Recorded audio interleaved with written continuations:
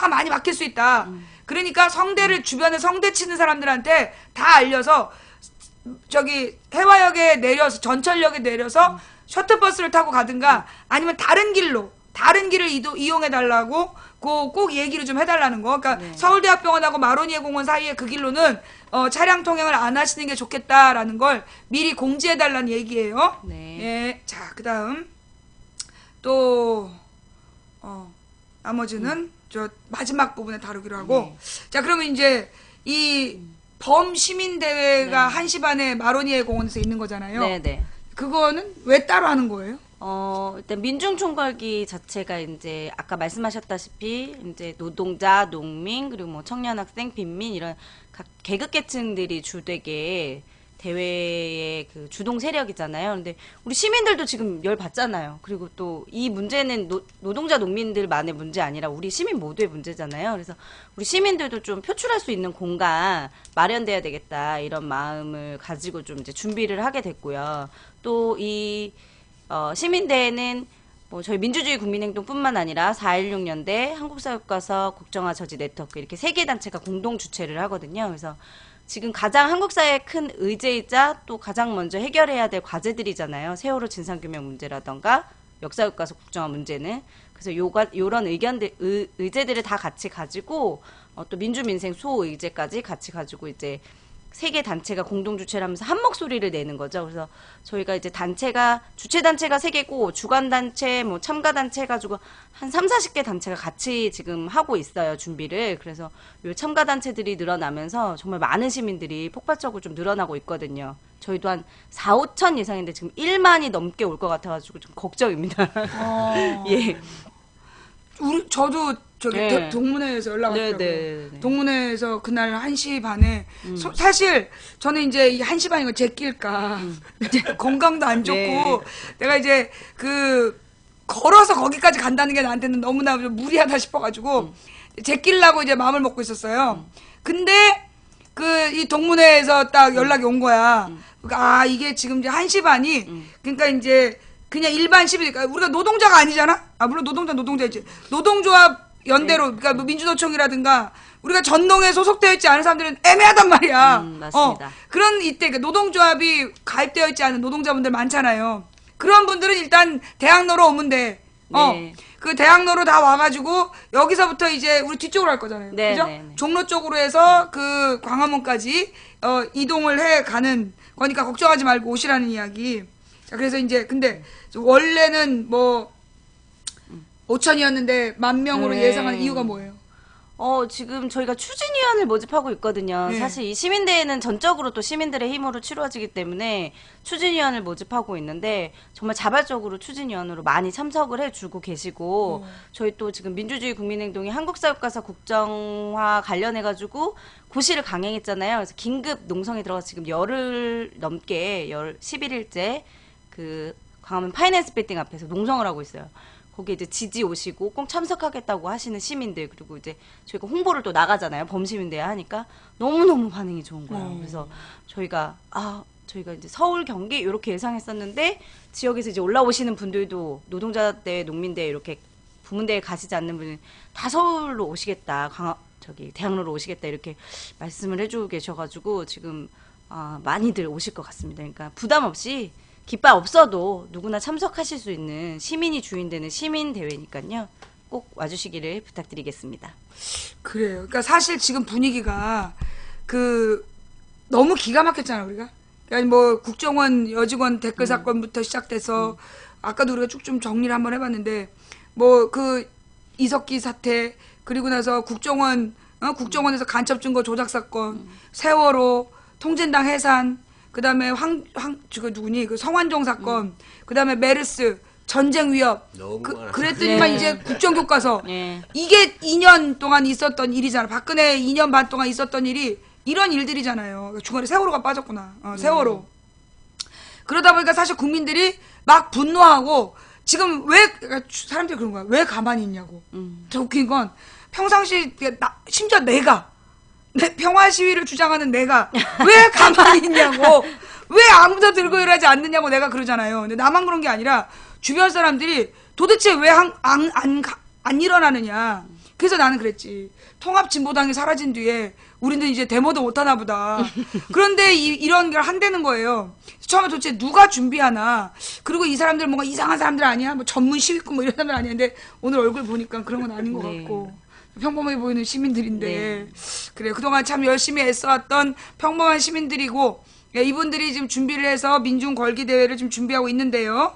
자, 그러면 여기 그 범시민 대회는 어떤 식으로 진행하는 겁니까? 네, 범시민 대회는 우선 이제 세 개 단체가 각각의 세 개의 의제를 한 목소리로 내는 거거든요. 역사 쿠데타 저지, 세월호 진상규명, 민주민생 수호 이렇게 세 가지 의제를 가지고 진행을 하니까요.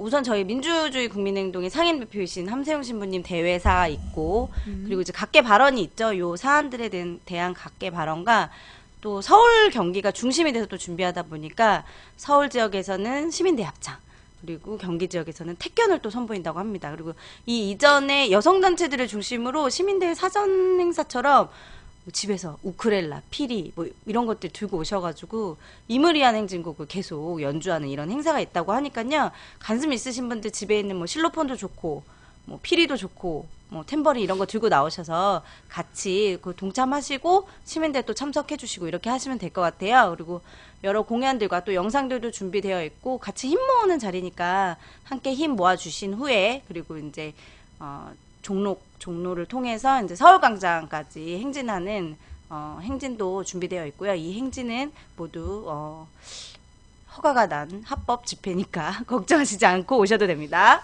자, 그러면 그날 이제 범시민대회는 어떤 그러니까 여러 단체들이 준비한 장기자랑 같은 걸 하면서 발언하는 네, 그런 일단 거예요? 경기랑 서울이 시민들을 이렇게 멀리서 올라오신 시민들을 호스트로서 이렇게 공연을 좀 이제 준비해서 경기 서울에서 이제 지역은 수도권인 경기 서울에서 좀 준비를 해주시고요. 이 집회 시간 좀 길게 할 수가 없어요. 우리 4시에 또 그러니까. 민중총궐기 가야 되잖아요. 그러니까 1시간 정도로 각각 의제들을 녹여낸 발언, 영상, 공연 이렇게 좀 다채롭게 진행을 하고 중심은 이제 행진인데요. 우리 행진은 사실 이제 우리가 제2의 6월 항쟁 그리고 제2의 민주화 운동 이런 이야기 많이 지금 하고 있습니다. 그래서 이 6월 항쟁의 분위기를 좀 되살리자 이런 의미로 저희가 드레스 코드가 좀 한참 유행했거든요. 저희가 이렇게 띄운 거 잘 못 보셨는지 모르겠는데 드레스 코드가 있습니다. 직장인은 넥타이를 하고 오시면 됩니다.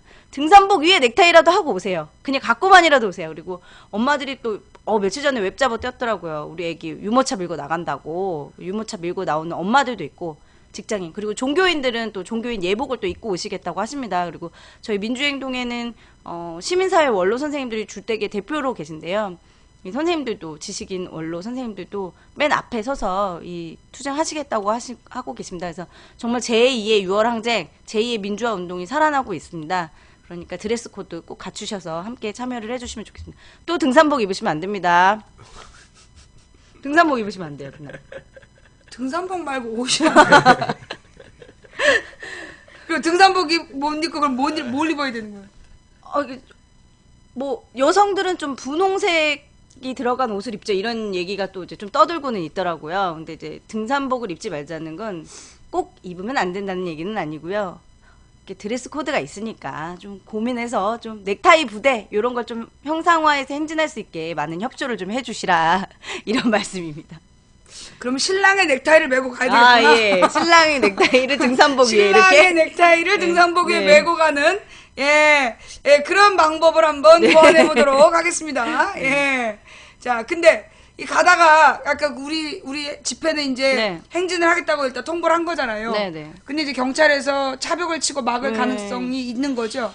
저희가 일단은 지금 종로를 통해서 시청광장까지 들어가는 거는 허가가 나 있기는 합니다. 근데 네. 이제 너무 인원이 많아지고 서울 시내에 사람이 많아지고 이러면 막 언제든지 막을 수 있다는 뉘앙스로 오늘 강신명 총장이 얘기하더라고요. 그래서 뭐 그렇게 되면 저희 이제 서울 민주행동의 공동대표이신 장순양 한양대 무용학과 교수님 계세요. 그래서 나는 경찰이 이 차벽을 치고 나를 막으면 이 춤으로 이 저항을 하겠다 이렇게 밝히고 계시는데 장순양 교수뿐만 아니라 이렇게 많은 시민들이 다채롭게 저항할 수 있는 여러 가지 방법으로 또 그러면 이제 이렇게 경찰이 저항을 하려고 하죠. 막으면 막 춤을 추고 막 우쿨렐라 연주하고 네, 막 이러는 건가요? 네, 그런 거죠. 그게 이제 뭐 낚싯대 이런 걸로 쑤시고 이런 게 아니라 예. 막으면 네. 춤을 추고 연주를 하고 네. 노래를 부르고 네, 노래도 부르고 춤도 추고 장소영 교수님 이제 춤추면 저 장소영 교수님뿐만 아니라 그 이제 민예총에서 같이 활동하시는 이제 춤 추시는 선생님들 다 나와서 이제 군무도 이렇게 하시겠다고 하시니까 같이 또 시민들도 누구나 또 이렇게 춤 추실 수 있으니까요. 이렇게 또 저항의 하나의 방법으로 그럼 이런 지나간 것들도- 사람들이 막 보고 또 네. 시위대에 또 포함되고 그럼요, 그러겠네. 그럼요. 안 막는 게 좋겠다 네, 내 생각엔. 예. 내가 너네들한테 조언을 하자면 막지 마. 너네가 막으면 거기가 곧 문화의 현장이 벌어지고 네. 그럼 구경꾼들이 더 모여. 그러니까 너네가 안 막는 게 너희들한테 도움이 될 것 같아. 너네 막았다가 나중에 임마 다 저기 징계받아. 네. 자, 하여튼 그렇게 해서 지금 준비되고 있는 이야기고요. 자, 지금 이제 그 여기에 대해서 지금 몇 번 나왔지만 경찰과 정부의 반응은 어때요? 우리의 집회에 대해서? 제가 말씀드릴까요? 예, 예. 네. 지금 부드럽게 이제 집회를 보장해 주는 척 하고 있습니다. 예, 보장해 주는 것처럼 이렇게 얘기를 하고 있는데 이제 뭐 일단 뭐 광화문에 저희가 집회 신고를 했는데 이제 안 된다. 뭐 불허를 한 거죠. 그러니까 집회를 이제 허가를 이제 해주는 것으로 여전히 인식을 하고 있습니다. 아, 광화문에서 집회하겠다고 신고를 했는데 불허 방침을 밝혔어요? 그렇죠. 그러니까 저희가 신고서를 내면 신고서까지는 그냥 들어가요. 근데 네. 이제 나중에 이제 통보가 오죠. 못 한다. 이유는 뭐래요? 그러니까 뭐 이유야 뭐 여러 가지가 있죠. 뭐 광화문 광장은 원체 집회가 안 되는 곳이고 뭐 이러면서 이제 그럼 법이 있나요? 광화문 광장에서 집회할 수 없다는 법이 뭐 여러 있어요? 규칙들이나 이런 걸로 이제 규제를 하고 있죠. 뭐 그래서 법률이 아니라 그 시행규칙 이런 걸로 지금 예, 경찰이 임의적으로 예, 그런 위치를 정할 수 있는 부분이 있습니다. 그래서 그리고 뭐 여러 가지 수많은 이제 이유들이 있어요. 핑계를 잡으면 이제 집회를 금지할 수 있기 때문에. 근데 청장이 나와서 뭐 우리가 광화문에는 신청을 안 했다. 그러니까 신청을 안 하고 뭐 광화문 간다, 청와대 간다 이런 얘기를 한다. 뭐 이렇게 얘기를 하는데 실제로는 신청을 했는데 이제 그쪽에서 불허를 한 거다. 이제 그런 것이고요. 그리고 이제 차벽 같은 경우는 이거는 뭐 이제 일부 위헌 판결이 나기도 했지만 그 자체가 집회 시위를 가로막는 것입니다. 그러니까 집회에 가보시면 그 차벽이 어떤 역할을 하는지 다 아실 겁니다. 국민과 이 시위대를 분리하는 거죠. 그래서 너희는 너희들끼리 떠들어라. 그러니까 경찰이 제일 원하는 거는 아무도 없는 사람이 아무도 없는 곳에서 그냥 너희들끼리 모여서 그냥 으쌰으쌰하고 집에 가 이거죠. 그런데 이제 사벽이 도심에서 이제 그런 효과를 내는 것이죠. 그래서 그런 시도를 할 것이고 이제 그것이 이 집회 헌법상에 보장된 이제 집회 시위와 자유를 이제 가로막는 것이다라는 부분을 좀 지적을 하고 싶고 경찰이 집회를 보장하기 위해서 존재하는 것이지 이 집회를 가로막기 위해서 존재하는 것이 아니다. 이것이 이제 이 올바른 이야기죠. 현실은 그렇지 않지만 이제 그런 것들을 구현하기 위해서 노력을 할 것이고 한 가지만 더 말씀드리면 이번 집회 경찰은 이제 그 광화문 남쪽, 광화문 아래쪽 있죠. 동아일보 거기까지는 신고를 다 내주고 있고 그 위쪽은 안 된다 이런 얘기입니다. 이제 그 말은 그러니까 분노가 청와대로 가는 건 맞겠다 이런 얘기죠.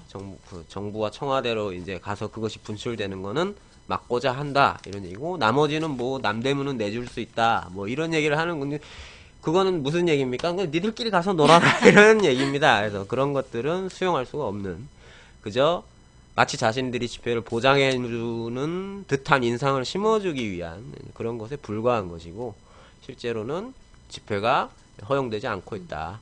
그러니까 국민들이 이제 의사를 표출하는 그런 이제 장소나 이런 부분들에 대해서는 지금 현재 집회를 허용하지 않고 있다. 이런 게 상황이다. 자, 그 망치 부인은요. 웬만하면 경찰하고 이렇게 마찰하는 그런 집회는 반대하는 사람이에요. 그거 다 아시죠? 제가 그 방송 9년 동안 해오면서 일관되게 주장한 부분이 경찰하고 대치하지 말고 경찰하고 맞서지 말자. 그게 이제 저의 일관된 주장이었어요. 자, 그런데 지금 경찰이 집회 시위에 관한 법률을 위반하고 있는 거예요. 무슨 얘기냐면 대한민국의 그러니까 모든 민주주의 국가는 유엔에 소속되어 있는 모든 자유민주주의 국가에서는 집회 시위 결사의 자유가 있어요. 그 중에 이 집회 시위 결사의 자유란 뭐냐 하면 우리가 어떤 집회를 하겠다라고 신고를 하면 경찰은 나와서 시위대를 보호해줘야 되는 거야. 그게 모든 자유주의 국가의, 자유민주주의 국가의 일관된 법이에요. 그런데 지금 경찰이 감히 시민들이 모여서 박근혜한테 할 말 있다, 청와대로 가겠다, 근데 못 간다, 길을 막고 지금 집회 시위에 관한 법을 경찰이 어기고 있는 거예요. 제가 설명했죠? 규칙, 조례, 명령, 법률, 헌법, 그 중에 제일 높은 게 헌법이다. 국민이 만드니까. 그 밑에가 집회 시위에 관한 법률, 국회에서 만든 법률이에요. 그 밑에가 시행령 같은 명령이고 제일 마지막이 행정부에서 만든 무슨 지자체가 만드는 규칙인데 이걸 가지고 지금 헌법이 보장된 국민의 권리를 지금 지네들이 허가하고 불허하고 이러겠다는 얘기야. 이건 내가 볼 때는요, 우리가 여기서 광화문이 불허래. 누구 맘대로 불허야. 누구 맘대로 불허야. 이번에는요, 우리 국민들 지금부터 우리가 사전 준비를 해야 돼. 이제까지 우리는 매번 뭐 불법 집회인이 해산하십시오 그러면 우리가 이제까지 불법인 줄 알았잖아. 대한민국 집회 시위에 관한 법률은 허가제가 아니라 신고제야. 우리는 신고했고 신고를 받았으면 경찰은 협조해야 되는 거야. 그러니 막는 게 불법이다. 자, 여러분 다 쓰세요. SNS와 모든 게시판에 이 광화문 집회를 막는 게 불법이다. 어디 불법 집회를 하면 한마디만 해봐라. 아주 뒤집어질 수가 있다고 그냥. 네. 이거 국민들이요. 지금은 저는 이제까지 국민이 법을 지키고 국민이 평화적으로 그동안 이렇게 지켜야 될 도리를 지키면 정부도 도리를 지킬 거라고 생각했어요. 근데 지금 박근혜가 보여준 모습은 도리를 지키고 법을 지키는 국민을 배신하고 국민들 뒤통수를 까면서 지금 자기의 온갖 만행을 드러내고 있어. 우리가 여기서 두려워하거나 물러서면 우리는 30년 노예로 살아야 돼. 일제 36년 노예로 산 것처럼 우리가 이번에 저 광화문에서 집회하는데 저걸 막겠다고 하는 놈들한테 물러선다면 앞으로 36년 우리 일제에 당했던 일 똑같이 당하는 거예요. 생각해봐. 옛날에 우리 1910년대에 나라 뺏길 때 똑같이 이랬어. 정신 똑바로 차려야 돼요. 앞으로 36년 우리의 후손들이 당할 일들을 생각해서 이번에는 논리가 일방적이네. 야, 그럼 내가 지금 방송하고 너는 듣는데 뭐가 일방적이야? 제대로 이해를 못하니까 일방적으로 들리는 거지. 꺼져. 이거 들어올 때 이게 수준을 관리를 못해. 죄송해요. 이 시청자의 수준 관리가 안 되는 방송이 문제야. 자, 어떻게 그 망치분 말이 이해가 돼요? 자, 그럼 이제 이분들에게 아까 질문이 하나 나왔어요. 그러면 이게 14일 한 번 뜨고 말 거냐? 14일 이후 계획이 뭐냐? 네. 일단은 2차 청원기가 잡혀 있습니다. 12월 5일에 잡혀 있고요. 12월 5일에. 그렇고 이제 그 과정에서 지금 민주노총이 노동계약 관련한 총파업을 지금 조직을 할 예정입니다. 12월 초에 그런 과정이고 그 가운데 이제 지금 여러 가지 일정들이 배치되고 있는 상황입니다. 그래서 뭐 여러 가지 아직 확정된 부분들은 이제 몇 가지 이제 확 드러내기는 좀 어렵지만 여러 가지 이제 그 열기를 모아서 그 14일 집회 열기를 모아서 그 힘을 유지하는 방향으로 뭐 다 매일 모여 있지는 못하지만 유지하는 방향으로 뭐 이렇게 뭐 농성을 한다든지 뭐 이런 방안들이 그래서 쭉 이 국면을 이어가서 12월 5일 2차 하고 그 이후에는 또 여러 계기들이 있죠. 19일에 대선 3년도 있고 이제 2월에 이제 취임도 있고 여러 가지 계기들을 살려서 이제 계속 진행해 나가는데 일단은 12월 5일까지 2차 총궐기를 진행을 하고 이제 그 과정에서 쭉 다양한 싸움들을 진행할 것이다. 이렇게 말씀드리겠습니다. 자, 그러니까 이제 그런 것 같아요.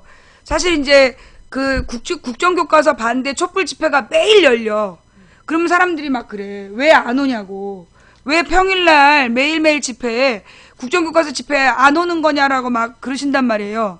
근데 사실 우리가 뭐 시위만 하려고 태어난 사람들이 아니고 우리가 매일매일 계속 모인다는 거는 난 정말 힘든다고 생각해. 물론 모인 사람들이 잘못이라는 게 아니에요.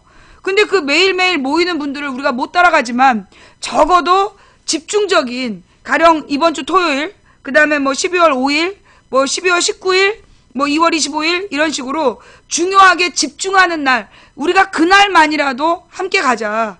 평일에는 그 촛불이 꺼지지 않도록 지키는 정말 소수지만 사수대가 지키고 있다면 우리가 이렇게 집중해서 모이는 날은 다 같이 모여서 국민의 우리 국민이 화났다, 국민이 뿔났다는 거를 보여줘야 된다.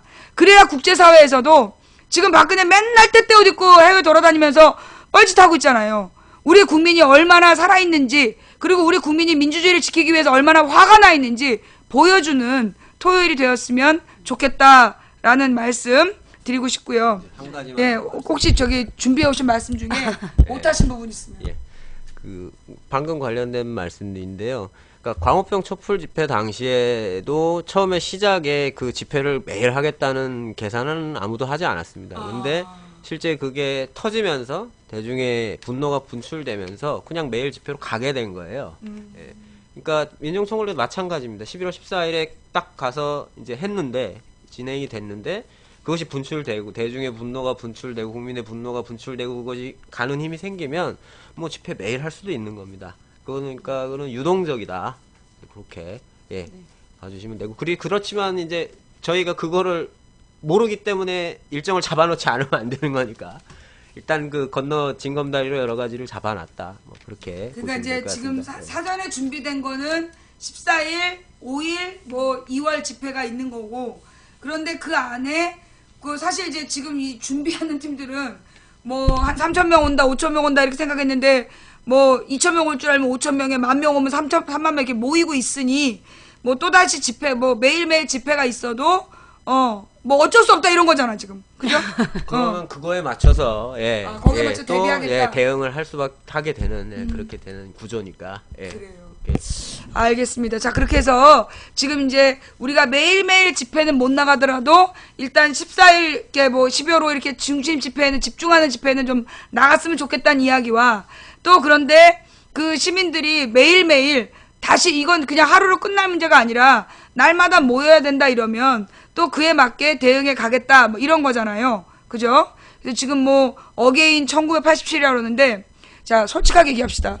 지금 어게인 1987이 될 만큼 가장 문제는 그거 아니에요? 그때 87년에는 어떤 국민운동체가 있었잖아요. 그죠? 네. 근데 지금은 그런 어떤 조직된 대중이 없는 상태잖아요. 근데 이 어게인 1987 가능하다고 보십니까? 이제 사회 단체들의 힘은, 우리 사회에서 사회 단체들의 힘은 이제 이게 국민들이 일어났을 때 그 제한적이 됩니다. 그거는 사실이고. 그렇지만 이제 국민들이 분노해서 탁 그런 큰 일이, 큰 투쟁이 벌어지고 싸움이 벌어지면 그 과정에서 조직이 생기게 됩니다. 당연히 생기게 되는 것이고요. 그때는 다 너도 나도 참여하려고 하겠죠. 광우병 촛불 때도 이전에 그 집회 이전에 광우병 대응 기구는 한미 FTA 저지 번국본 산하의 작은 기구였어요. 거기에 이제 뭐 소비자 단체 몇 단체 들어오고 이 정도 수준의 단체였어요. 그런데 이제 실제 촛불 집회 크게 일어나면서 거의 모든 시민단체가 다 모이는 체계가 구성이 되지 않습니까? 그러니까 그런 것처럼 이제 87년이 되려면 그러니까 뭐 여러 가지 요인이 있어야 되겠죠. 뭐 쌓인 분노도 있고 그 대규모 집회도 있고 뭐 명동성당 농성 같은 그런 이 끈질긴 싸움도 있고 여러 가지 요인들이 있는데 이제 그런 부분들을 사회단체가 다 계획하고 준비하고 이렇게 진행되는 것이 아니라 이제 과정에서 이렇게 맞춰갈 수 있다. 그리고 그런 것들은 우리가 어떻게 하느냐에 따라서 결정될 거다. 이렇게 그러니까 이제 될 것 이 같습니다. 오늘 분위기는 그 자리만, 첫 번째 자리만 깔겠다. 그죠? 그럼 이제 나머지 시민들이 와서 어떻게 해나갈지는 우리들도 알아서 해라. 이런 거네. 그런 건 아니죠. 그런 건 아니지만, 그러니까 지금의 그 자리에 모이는 분들의 요구는 이제 대부분 공통적인 것입니다. 그리고 그 화살은 한 곳을 향해 가고 있습니다. 그래서 그거에 맞춰서 그동안 싸움을 해왔고, 그것이 폭발하고 간다면 그 방향에 맞춰서 쭉 단체들이 더 넓은 틀을 꾸려서 갈 수 있다. 그런 거는 이제 믿어달라 이렇게 말씀을 드리는 거죠. 이제 우리가 광우병 때 그때 굉장히 이제 이게 길어지면서 네. 그 내부에 되게 이렇게 좀 급진적이고 강력한 투쟁을 요구하는 측과 그 흐름을 좀 보면서 이렇게 대중이 이렇게 승리적으로 정리해야 된다라는 흐름이 있었는데 네. 그 당시에 그게 합의가 안 돼가지고 지루하게 가다가 그냥 흐지부지 된 경험이 있잖아요. 네. 그 부분에 대한 평가는 어떻게 하고 계십니까? 그 양쪽을 다 그 이해를 하죠. 왜냐하면 그러니까 싸움이 그러니까 딱 올라갔다가 그 다음에 이게 더 질적으로 비약하는 그런 상태는 아니었다고 봐요. 예, 아니었다고 보고 그래서 그걸 더 하기 위해서 노력하자, 더 밀고 가자 이런 고민이 당연히 있으실 수 있고 아니면 이제부터는 이제 밀리기 때문에 그거에 대해서 이렇게 약간은 이제 이 흐름에서 마무리하고 다음 더 다른 그런 걸 준비하자 이런 이제 고민이 당연히 생기실 수 있다고 보고 그것에 뭐가 옳았냐 이런 거는 제가 아직 경험이 너무 짧아서 그거를 판단해서 하기는 정말 어려운 일인 것 같아요. 예. 일단은 이제 오늘 얘기를 들으면서 제가 오늘 얘기를 들으면서 느낀 건 뭐라 그러나 뭔가 딱 눈에 잡히는 게 없어. 상이 뭔가 보이고 아 이거다 싶은 그런 이렇게 준비되어 있는 모습은 솔직히 못 느꼈어요. 뭔가 이렇게 좀 아직 미완성이고 또 준비하면서도 이렇게 많이 너무 지쳐 보이고 사실 오늘 나는 그래. 오늘 이 남자분이 얘기하신 내용이 사람들 분위기를 많이 다운시킨 거 아닌가 싶어. 안 그래요? 내가 볼 때는 지금 이 분이 너무나 말씀하신 내용이 너무 가라앉아가지고 이렇게 좀 분위기가 너무 다운되는 도리어 역효과를 냈다고 봐. 솔직하게 얘기하면. 예. 그런데 내가 여기서 느끼는 희망은 뭐냐 하면 그래 이런 거는 몇 사람이 준비하는 게 아니다. 몇 사람이 준비하는 게 아니고 이 사람들은 맨 처음에 집회 신고한 것 뿐이다. 솔직히 내 마음은 지금 그래. 이 사람들은 그냥 집회 신고한 거고 판만 깐 사람들이다. 그러면 이 사람들은 이제 판을 깔았을 뿐이고 그 뒤는 우리가 알아서 가는 거다. 예. 여기서 국민들의 분노가 정말 뭐 갑자기 모였다가 훅 꺼질 수도 있는 거야. 그런데 이 분노가 모이고 모여서 더 큰 파도가 될 수도 있는 거예요. 그건 아무도 몰라. 그건 아무도 모르기 때문에 그 힘을 어떻게 만들어낼 것인가. 그게 중요한 것 같아요. 나는 이제 이분들, 그러니까 왜 뭐 드레스 코드를 넥타이 부대로 하자라고 했는지 알겠어. 어떤 느낌이냐 하면 보통 이렇게 집회를 하면 그 늘 보이는 얼굴들이 그 꼭 뭐라 그러나 막 길에서 일어난 것 같은 폼으로 입고 나와갖고 지저분하고 구리구리하게 말이야. 그러면 이게 우리를 불황자로 알아요. 그러니까 이제 우리가 이 60항쟁의 기억도 다스리고 기억도 다시 되살리고 그리고 이제 우리들 스스로가 정말 어떤 뭐라 하나 우리는 예배라고 할 수 있는데 예배 드리는 마음으로 소위 교인들은 교회 가는 마음으로 성직자들은 그 자신들이 하는 그 성직 뭐예요 그 각 종교에 그 예복을 입고 또 이 회사원들이나 노동자들은 작업복과 이 와이셔츠를 입고 그리고 나오는 그런 자리를 만들자는 뜻인 것 같아요. 맞습니다. 예, 도리어 그래서 그게 안 돼 뭐라나 나는 넥타이가 없는데 나는 백수인데 그러면 나는 가면 안 되나요? 나 그냥 추리닝 입고 갈 거야. 여러분들도 추리닝 입고 와도 걱정하지 마. 내 옆에 있으면 돼. 그럼 우리는 노숙자처럼 되니까 내 옆으로 와. 그리고 예쁜 옷이 있고 또 이렇게 그 예배드리는 예쁜 옷이 있으면 그 예쁜 옷 입고 오세요. 그래서 웬만하면 정말 이 시민들이 보고 정말 이 그 전문 시위꾼이 아니라 일반 시민들이 분노해서 나왔구나 그런 느낌을 줄 수 있도록 알아서 성의껏 드레스 코드도 널리 알려주시길 바라고요. 네. 한복도 좋네요. 네, 한복 요즘에 한복 좋습니다. 입는 게 유행이잖아요. 네, 그죠? 네. 한복 입고 올 사람들은 한복 입고 오세요. 예. 저 한 말씀 드리고 싶은데, 저희가 이제 이 집회를 준비하면서 저는 그런 생각 정말 많이 했거든요. 11월 14일은 박근혜 정권에 반대하고 새누리당에 반대하는 사람이면 누구나 나와야 된다. 왜?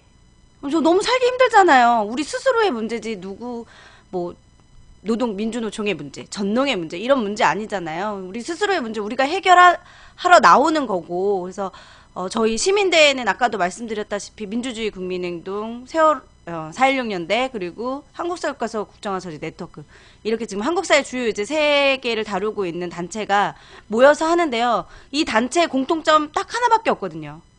박근혜에 반대하는 거. 박근혜에 반대하는 시민이면 누구나 나오셔야 되고 이 민중총궐기까지 함께 가셔서 좀 싸워주셔야 된다.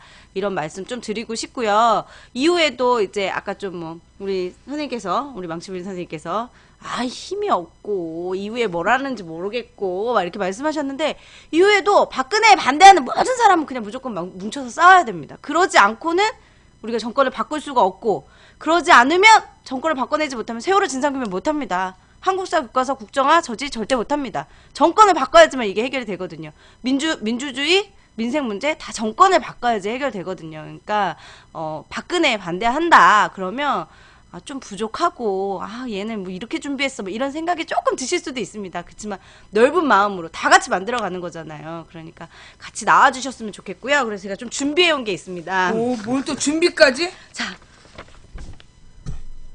범시민대회는 여러분의 힘으로 이루어집니다. 범시민대회에 참여할 수 있는 계좌입니다. 추진위원비는 10,000원부터 하실 수 있는데요. 이 계좌 빨리 받아 적으세요. 빨리 이제 적으시고요. 이 계좌로 추진위원 하실 수 있는 범시민대회 참여 계좌로 함께 범시민대회를 잘 만들어갈 수 있도록 후원 그리고 이제 참여 같이 함께 해주셨으면 좋겠습니다. 꼭 적으세요. 네, 자, 제가 받아 적은 분들, 읽어드릴게요. 그, 국민은행이고요. 815601, 815601, 다시 04-130467, 815601 다시 04-130467. 이게 이제 국민은행 함세웅 신부님 이름이 뜰 거예요. 요 내용을, 사실 그렇잖아요. 현장에서 모금함을 돌리면, 모금함을 돌렸나 어쩐다 또 시비들 걸어. 그죠? 모금함을 돌린다고 시비 거는데, 물론 현장에서도 모금을 할 거죠? 네, 할 겁니다. 현장에서도 모금을 하는데, 이게 내가 보기에는 뭐냐면, 미리 입금이 돼야 돼. 왜, 무대를 설치하거나, 음향장치를 부르거나, 그럴 때는 굉장히 사전에 들어가야 될 돈이 있어요.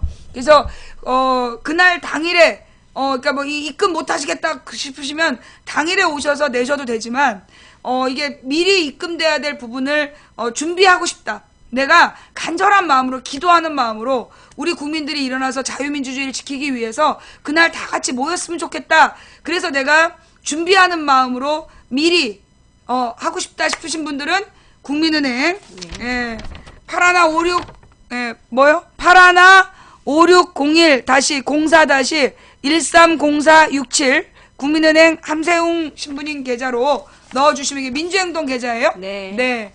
그럼 이제 사전에 같이 준비한 내용으로 오실 수 있을 것 같아요. 이 텔레그램으로 입금하셨다라고 또 보내주시면 제가 특별히 감사 인사드리겠습니다. 자, 그 다음에 선입금 후참석. 네, 그래요. 자, 근데 사실 지금 굉장히 너무 많이 그러니까 내가 궁금하다기보다 시간은 좀 지났지만 우리가 통진당 해산될 때 마음이 어땠어요? 너무 바빠가지고요. 참 해산 당한 12월 19일은 너무 바빠가지고 또 대변실에서 일하니까 12월 19일에 당했어요? 네. 어머. 전화가 너무 많이 와가지고요. 그래가지고 이제 전화 너무 많이 와서 어찌할 바를 몰라.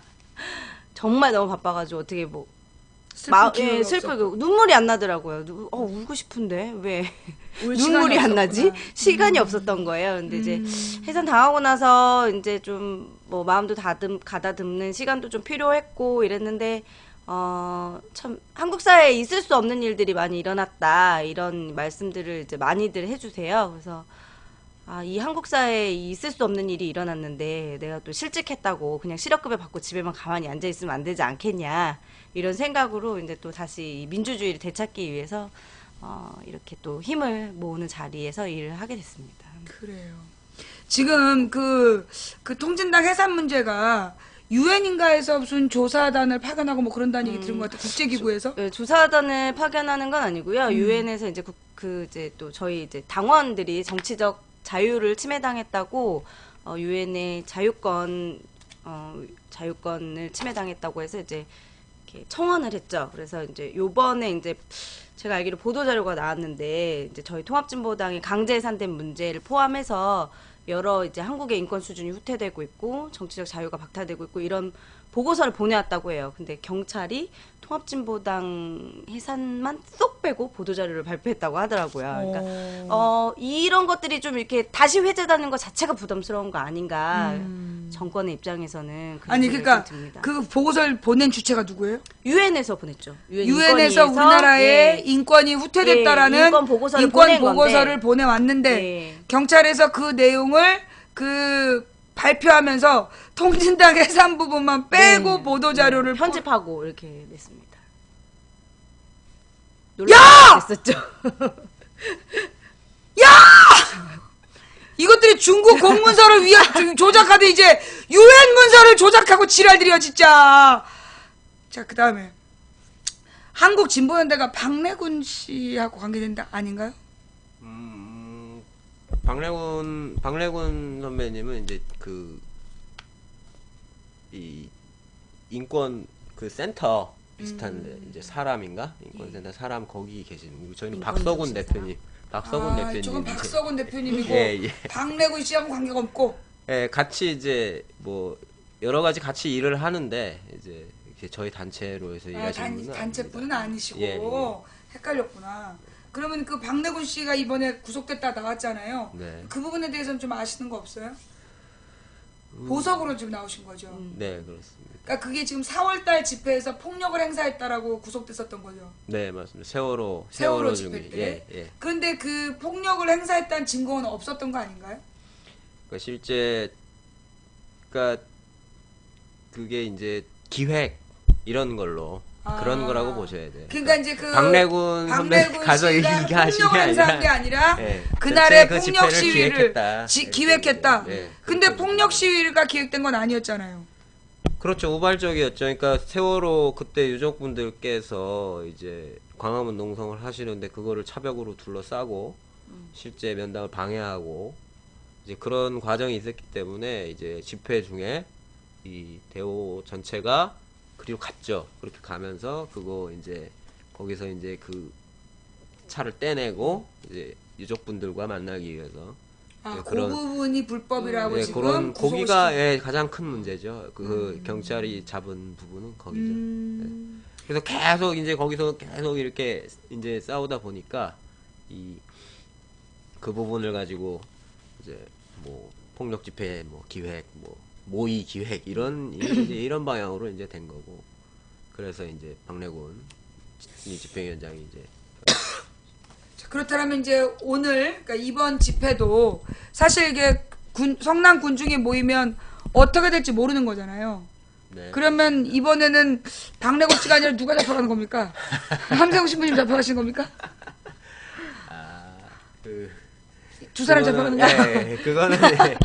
전 6살짜리 아이가 집에 실제 있어서. 결과가 그 부분은 이제 그 말씀드릴 수가 당연히 없는 것이죠. 그렇지만 이제 그 당연히 뭐 그런 문제가 발생을 하고 이제 당연히 뭐 그것이 불법이든 아니든 이제 탄압이 들어옵니다. 탄압이 들어오고 그것을 이제 맞서서 이렇게 책임지고 그 하는 거는 70년대 민주화 운동부터 계속 있었습니다. 옛날에 뭐 말지 같은 거 낼 때는 이제 편집장이 맨날 잡혀갔잖아요. 한 권 낼 때마다 잡혀갔으니까 한 번 낼 때마다 편집장이 바뀌고 그 돌아가면서 이렇게 각오하고 하는 거였고 뭐 지금 사회단체들도 마찬가지입니다. 뭐 구속이나 뭐 이런 부분들 다 이제 구속을 하지 부당한 것이지만 그것이 이제 감수하고 그걸 가겠다. 맞춰서 하겠다. 그래요.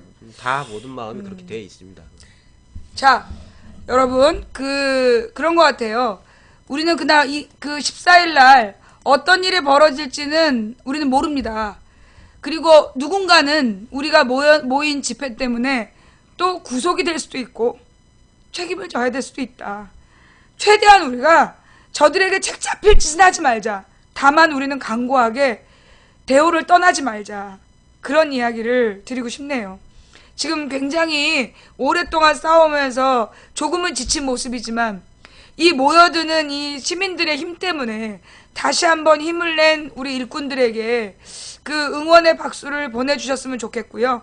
오늘 여러분 마음에 감동이 있다면 사전에 준비하는 계좌로 여러분들 후원금도 보내주시면 대단히 감사하겠습니다. 그리고 14일 날 우리 14일 날 모여서 우리가 진짜 화났다는 걸 보여주는 14일이 되었으면 좋겠습니다. 제가 가시기 전에 그 마지막으로 우리 저기 시청자분들께 하실 말씀. 힘이 빠지게 했다 그러시는데 죄송합니다. 예, 톤이 너무 잘하셨어. 우리 지금 세월호 참사의 가장 큰 교훈은 가만히 있으면 다 죽는다는 것입니다. 예, 지금도 그렇고요. 가만히 있으면 안 되고요. 예, 맞서서 싸워서 되찾아야 합니다. 그리고 살아야 합니다.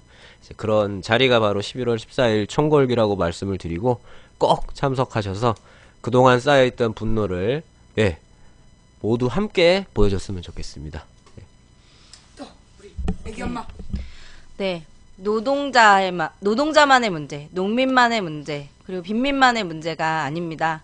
우리 모두 이 시대를 살아가는 모두의 일입니다.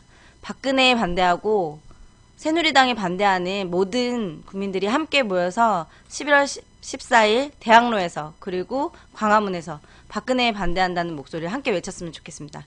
그날 11월 14일 대학로에서 그리고 광화문에서 만나 뵙겠습니다. 감사합니다. 수고하셨고요. 예, 고맙습니다. 두 분 보내시기 전에 한마디만 더 할게요. 네. 이만큼 당하고도 가만히 있으면 우리 다 뒤져야 돼. 그날 우리가 진짜 총 걸기 합시다. 네. 들고 일합시다. 네. 자, 일단 두 분 보내드리고 올게요. 예. 감사합니다. 감사합니다.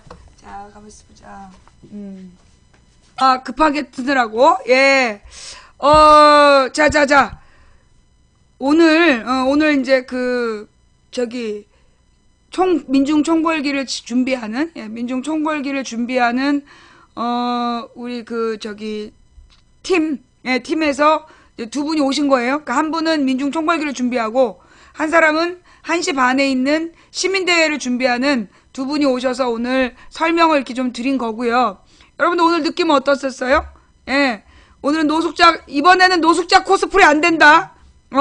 노숙자 코스프레 안 되고, 이것도 누구야? 여보세요? 예. 이 잘생긴 오빠야는 너무 많이 지쳐 보였어. 너무 많이 좀 이렇게 다운돼 보여갖고, 내가 볼 때는 이 또 민주행동에 항의 전해야 되겠어.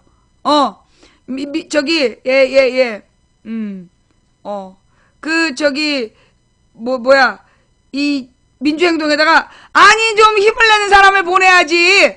이게 다운시키는 사람 보내면 어떡하냐, 또 이제 항의 전화를 해야 되는데, 어쨌거나 이 사람이 되게 한국 진보연대에서 오랫동안 일을 해왔대요. 그러니까 그동안에 얼마나 많이 지쳤겠어. 그리고 이 한국 진보연대 쪽 사람들 굉장히 많이 구속됐어요. 이명박 집권한 이후로 한국 진보연대 쪽에 대부분의 간부가 수사당하고 고소당하고 그러니까 이 굉장히 많이 지쳐 있었던 것 같아. 근데 이제 지금 이번에 민중 걸기대회를 준비하면서도 처음에 3, 4만 모인다 그러더니 지금 신청한 숫자가 10만, 15만 정도가 올 것 같다는 거 아니에요. 그러니까 이제 이 사람들이 이 시민들의 분위기, 시민들의 분노에, 그러니까 내가 보니까 내가 그런 얘기 했잖아. 운동권들이 이해 못하는 몇 가지가 있다.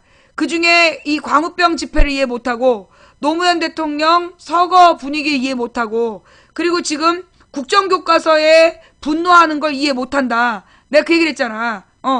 그러니까 이제 사실 지금 분위기도 이 집회를 준비하고 이런 거 전문적으로 해왔던 사람들이 이해가 잘 안 되는 분위기야. 근데 난 이해가 돼. 왜 이해가 되느냐? 이 싸움은 세월호 이후에 응축된 계속 모인 왜 그런 거 있잖아요. 어떤 거대한 자석이 있으면 거기로 막 쇠들이 와서 달라붙잖아. 그런 것처럼 이 세월호 때 사람들은 지방선거에 세월호를 악용할까봐 그때 세월호 때 때를 놓친 거야. 근데 그 뒤에 박근혜 정부가 그 뒤를 쭉 보여준 모습은 계속해서 더 악화됐어. 세월호로 정신 차리고 잘하길 바란 거야. 그래, 국정원 여직원 때도 한번 봐줬어. 시작하는 첫 해니까 이제 경제를 살려. 우리가 이것까지 눈 감아줄 테니까 또 경제만 살려. 그런데 세월호 문제가 터졌어. 근데 너무 무능했어. 정말로 대처도 안 돼. 이게 뭐 박근혜가 지가 시키고 싶어서 한 것도 아니고 일부러 그런 것도 아니니까 뭐 눈물 흘리는 척하니까 또 한 번 눈 감아줬어. 2번을 참아준 거야. 2번을 참아주면서 그래, 네가 지금 해야 될 일은 지금 위기에 빠진 한국 경제를 살리는 거야. 너 아버지가 재벌들 단돌이 하면서 경제 성장 시켰듯이 너도 한번 그렇게 해봐. 그러면서 국민들이 2번 기회를 준 거예요. 난 그렇게 봐요. 예. 나는 국정원 여직원 때도 분노했지만 한 번 참아줬고, 그 다음에 세월호 때도 눈물을 흘리면서 사과하는 거, 그거 2번 참아준 거야. 근데 우리 국민이 절대 안 하는 게 뭐라 그랬죠? 3번은 안 참아. 국민들이 2번 크게 참아준 거야. 그 국정원 여직원 때 참아줬고 세월호 때 참아줬어. 그런데 3번째는 못 참는 거야. 메르스, 전쟁 위협, 국정교과서, 지금 내리 통진당 해산부터 지금 박근혜가 착착착착 민주주의를 무너뜨리면서 굉장히 지금 잘난 척을 하고 있어. 난 이거 우리 국민들이 용납하지 않는다고 봐요. 예. 지금 그동안 이명박 때 5년에 끝내려고 그랬어. 근데 박근혜가 문재인의 공약을 갖다 쓰면서 정말 문재인처럼 하겠다 했잖아. 그래서 국민들이 기회를 준 거야. 그래, 문재인이 대통령이 되면 얼마나 저것들이 또 흔들어 대겠나. 차라리 박근혜가 문재인 공약을 하겠다니 박근혜한테 힘을 주고 제대로 공약 지키게 하자. 그런데 씨발 공약을 다 내팽개치고 개짓거리하고 앉아있어. 그래서 내가 볼 때 국민들이 이제 한계 상황에 도착했어요. 요즘에 유행하는 단어가 뭐냐면 좀비 기업이야. 들어봤죠? 좀비 기업. 어느 기업이 더 이상 어떤 이윤을 창출하지 못하고 은행 대출이자도 못 내는 단계가 오면 그 기업을 좀비 기업이라고 부른대. 근데 이제 좀비 기업이라고 며칠 얘기를 하다가 한계 기업이라고 바꾸기로 한 거야. 그래서 한계 기업 이야기가 자꾸 나와요. 한계 기업이 분명히 있고 그 좀비 기업이 맞아요. 자, 그럼에도 불구하고 내가 볼 때 한계 기업 얘기가 계속 나오는 거는 뭘 위한 밑밥 깔기다. 뭘 위한 밑밥 깔기. 구조 조정을 위한 밑밥 깔기다. 우리 어저께 방송에서 제가 틀어드렸잖아요. 어저께 경제 전문가 그 정태인이란 사람이 그 얘기를 하잖아. 100% 구조조정 들어간다. 100% 대규모 해고가 예정되어 있다. 지금 저 한계 기업에 대한 이야기가 이 구조조정에 대한, 선제적 구조조정에 대한 밑밥 깔기야. 그 다음에 여러분 있잖아요. 지금 오늘 수능인데, 그 물수능이라는 얘기 계속 나오고 있잖아. 지금 몇 년 동안 수능 문제가 너무 쉬워서 수학 능력 시험이 아니라 실수 능력 시험이다. 그러니까 그 수능 만점이 서울대 연대 고대에 수두룩하다라는 거야. 서울대 연대 고대에 수능 만점이 수두룩하다는 거예요. 그러면서 자꾸 물수능 그래. 왜 그럴까? 왜 물수능 그럴까? 그 이유가 뭔지 내가 오늘 깨달았잖아. 뭘까? 본고사 부활. 본고사 부활. 지금 이제 수능은 이제 한때 그러니까 우리나라에 박정희 때 다 본고사였어. 학교마다 본고사를 치고 본고사로 대학생을 뽑았단 말이야. 그러다가 전두환이 집권을 해가지고 본고사를 폐지시켰어요. 전두환 말기인가 이게 본고사가 폐지가 돼. 그래서 학력고사로만 대학을 가게 된 거야. 80년대에. 그죠? 80년대에 학력고사로만 대학을 가게 되면서 그때 전두환 정부에서 금지한 게 뭐였냐면 본고사, 그 다음에 고교 등급제, 고등학교 등급제, 그 다음에 기여입학제, 요 3가지를 금지시켰어. 전두환 정부에서.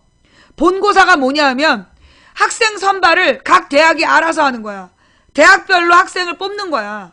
그게 이제 본고사인데, 그러니까 이제 옛날에는 예비고사라는 거를 한번 봤어. 그래서 예비고사에서 어느 정도 성적이 이상이 된 애들만 본고사를 칠 자격을 얻는 거야. 그러니까 학교마다 자기 예비고사 성적을 내고 그 다음에 12월에 가서 학교마다 시험을 따로 봤어요. 그러다가 그 본고사가 없어진 게 전두환 때라고. 전두환 때 그 3가지를 금지시켰어. 대학별 선발인 본고사 금지시키고 기여 입학제 금지시키고 그다음에 고교 등급제를 금지시키면서 이 고교 평준화가 된 거지. 그리고 이제 가외까지 금지됐다가 막 헌법소원을 해가지고 가외는 풀어졌어요. 가외가 아니라 이제 사교육 금지는 풀렸는데 그 세 가지는 그래도 김대중 노무현 때까지 지켜졌어. 누가 깼냐? 이거 이명박이 깬 거야. 뭘로? 자사고. 자율형 사립고라는 걸 만들어서 고교의 서열화를 만든 거야. 고교 서열화를 만든 거예요. 그 다음에 지금 이명박 정부 때부터 계속 수능이 쉬워졌어. 그러면서 뭐가 뜨느냐? 각 대학별 논술. 들어봤지? 이명박 때부터요. 대학별 논술고사가 뜨기 시작했어. 그래서 연대 논술, 고대 논술 이런 식으로 대학별 논술고사를 따로 준비하게 된 거야. 이게 어떻게 된 거냐면 결국 그 논술이 본고사야. 대학별 본고사. 예. 그래서 이 대학별 본고사가 지금 부활된 게 논술 시험이야.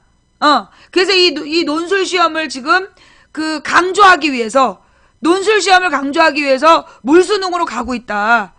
자, 그러면서 내가 하고 싶은 얘기가 뭐냐? 오늘 지금 이 시간이면 수학 능력 시험이 끝나고 많은 학생들이 시험장에서 나왔을 거예요.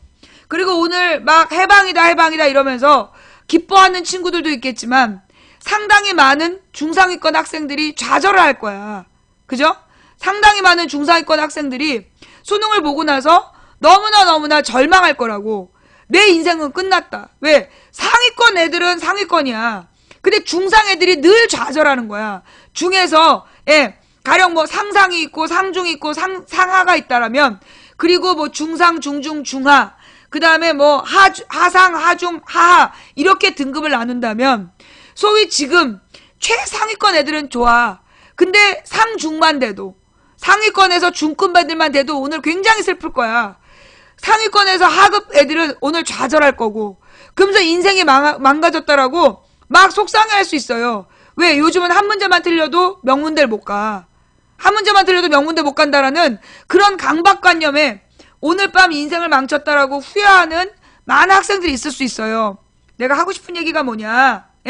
하고 싶은 말이 뭐냐면 대학을 못 갔다고 인생을 망치는 거 아니다. 아니, 솔직히 더 정확하게 얘기하면 대학 간다고 인생 성공하는 거 아니다. 내가 우리 학생들한테 해주고 싶은 말, 오늘 수능을 망쳤다고, 오늘 수능을 망쳤다고 인생 망치는 거 아니다. 대학을 못 갔다고 인생 망가지는 거 아니다. 왜? 대학 가서 인생을 성공하는 게 아니다. 지금요, 서울대에서 9급 공무원 시험 봤어. 그게 지금 회자되고 있어. 연대에서 정규직 합격이 50%밖에 안 돼. 고대는 더 못하겠지? 무슨 얘기냐? 지금 우리나라에서 1%, 최상위 1%가 서울대, 연대, 고대를 가. 나머지 애들이 그걸 제외한 대학을 가는데 서울대, 연대, 고대 가도 부모가 뒷배경이 안 돼주면 정규직이 안 돼. 다른 말로 대학을 나와야 성공하던 시대는 끝났다는 거예요. 대학을 나와야 성공한다는 그런 허상을 버려야 된다. 오늘 수능으로 너희들의 인생이 끝난 게 아니야. 오늘 수능으로 최선을 다했어? 그럼 잊어. 수능을 공부하기 위해서 지난 고등학교 3학년 내리 고생했고 어렸을 때부터 오늘까지 고민했어. 그러면 오늘로 잊어. 이미 나온 시험이야. 그 나온 시험 결과 때문에 네 인생이 망가졌다. 재수 삼수 하지 마. 내 진짜 해주고 싶은 얘기가 재수도 삼수도 하지 마. 재수하거나 삼수를 해서 대학을 가봤자 동기들하고 못 어울려. 졸업장 인정도 못 받아. 왜? 졸업 연도가 재학년이 아니기 때문에 그렇게 재수 삼수하고 편입해서 대학 졸업해봤자 성공한 인생이 안 돼. 그러니 대학교의 명패, 대학교 레벨, 대학교 브랜드 이런 거에 인생을 허비하지 마. 도리어 오늘 수능을 못 봤으면 깨끗이 더 이상 수능에 대한 모든 고민은 버려. 내다 버리고 지금부터 인생을 어떻게 살 건가? 내일 나는 어떤 일과를 짤 건가? 그리고 나는 대학에 간다고 해서 제대로 공부하지 않아. 차라리 망치부인 생방송을 들어. 망치부인 생방송 들으면서 아르바이트를 해. 그리고 뭘 하면 돼요? 사이버 대학 가면 돼. 아니 방송대 가세요. 방송대에서 공부하고 싶은 거 있어. 그 방송대가 도리어 더 무섭게 공부 가르쳐. 일반 대학들이 대부분 무슨 사립대학들 지네 뭐 친인척들이 해먹느라고 교육의 질이 떨어져.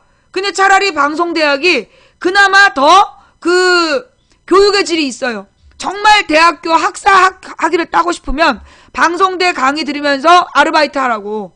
낮에 일하고 주말에 가서 수업 듣고 그러면 돼. 그게 더 싸. 그게 더 보람 있어. 그런데 공부하는 게 별로 재능이 없는 것 같다. 나는 공부가 어렵다 그러면 굳이 대학 가지 마. 아니 공부가 재미없는데 대학을 왜 가니? 대학은 누가 가는 거냐? 공부하다 보면 시간을 잃는 애들, 책 읽다 보면 시간 가는 줄 모르는 애들, 공부를 하고 해도 계속 재밌는 애들, 그런 애들이 대학 가는 거야. 전 안 그래요. 그럼 왜 대학을 가? 대학 가지 마. 차라리 대학 등록금을 모아서 그 돈으로 너의 사업을 해.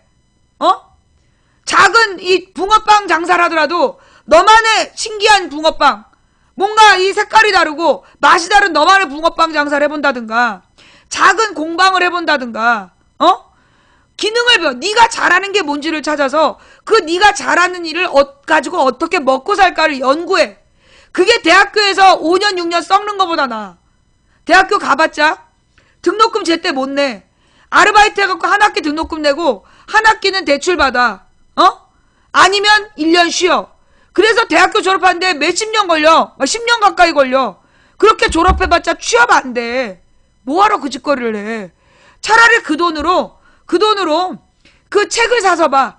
책을 1000권쯤 읽겠다. 10,000권쯤 읽겠다. 책을 사서 봐. 도서관에 가서 공부하고 낮 동안에는 일을 해. 그러면서 일을 하면서도 나는 그랬으면 좋겠어요. 여러분이 아르바이트를 하더라도 억지로 하는 아르바이트는 여러분 인생에 도움이 안 돼요. 그런데 나는 지금부터 30개 아르바이트를 해보겠다. 그런 계획을 세워. 편의점 아르바이트도 해보고 배달 아르바이트도 해보고 그 다음에 무슨 교정 아르바이트도 해보고 내가 30개 아르바이트를 해보겠다. 다양한 경험을 쌓아야지 라고 생각해. 그러면 그런 아르바이트는 수업이고 경험이 돼. 근데 뭐 아는 사람들이 그냥 뭐 한번 해봐 그러면 억지로 서 있는 사람, 그건 아무것도 남지 않아. 아르바이트를 해. 30가지 아르바이트를 해서 30개월 동안 나는 30가지 아르바이트를 하는 게 나는 훨씬 더 인생에 도움된다고 봐. 그래서 매달 돈의 절반씩을 모아서 그 돈으로 30개월이 지나면 해외여행을 가. 유럽으로 가. 유럽으로, 중국으로, 남미로 여행을 가. 그래서 많은 견문을 넓히고 그리고 돌아와. 그래서 너희들이 세계에서 쌓은 경험과 지식으로 대한민국의 진정한 어른이 되는 거야. 나는 그렇게 살아도 멋진 삶이라고 봐. 대학교 간다? 대학교 가가지고 학교가 마음에 안 들어. 반수한다? 그러면서 삼수하고 뭐 사수하고 그래. 그래봤자 마음에 드는 데가 안 돼. 그럼 나중에 이제 삼수까지 가다가 편입을 해요. 편입시험을 열심히 봐. 편입생 사람 취급 못 받아. 동기생 취급 못 받아. 가본 사람은 다 알아. 편입 끝났어. 졸업한 다음에 취업돼? 안 돼. 편입생은 늘 열외야.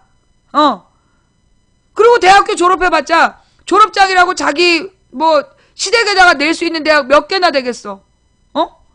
시댁에 저기 처가에다가 자랑할 만한 대학교 졸업장 몇 종류나 되겠냐고. 얼마 안 돼.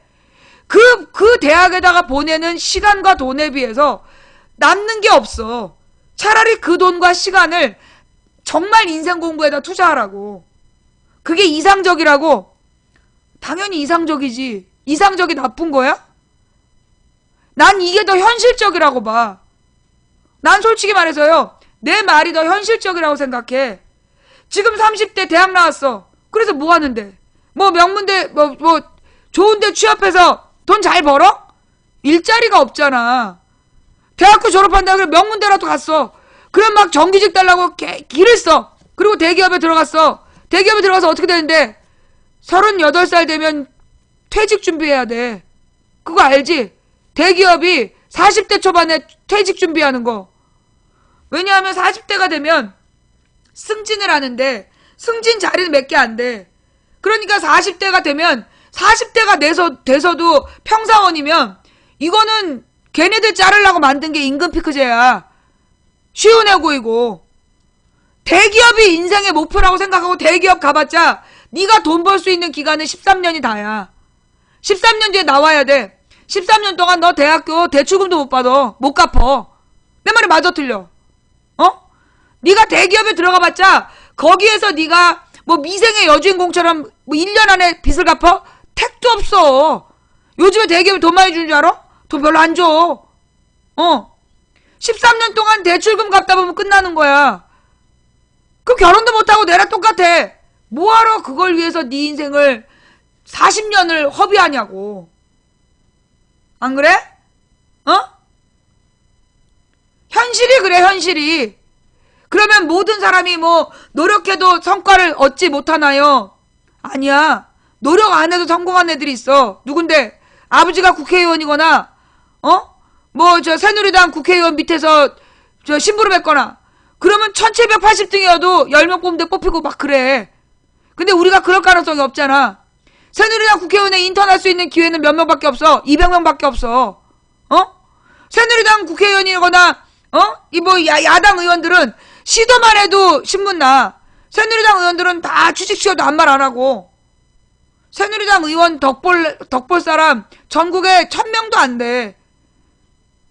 그러면 우리가 그런 그들이 만든 이 틀거리에 갇혀가지고 시키는 대로 수능 보고 수능 망쳤다고 좌절하고 술 먹고 사고치고 그럴 필요 없다는 거야. 인생을 200명은 더 되려나? 인턴 2명 뽑고 지금 새누리당 국회의원이 160명 정도 되지? 그러면 320명이네. 인턴 2명. 우리는요 세상을 바꿔야 돼요.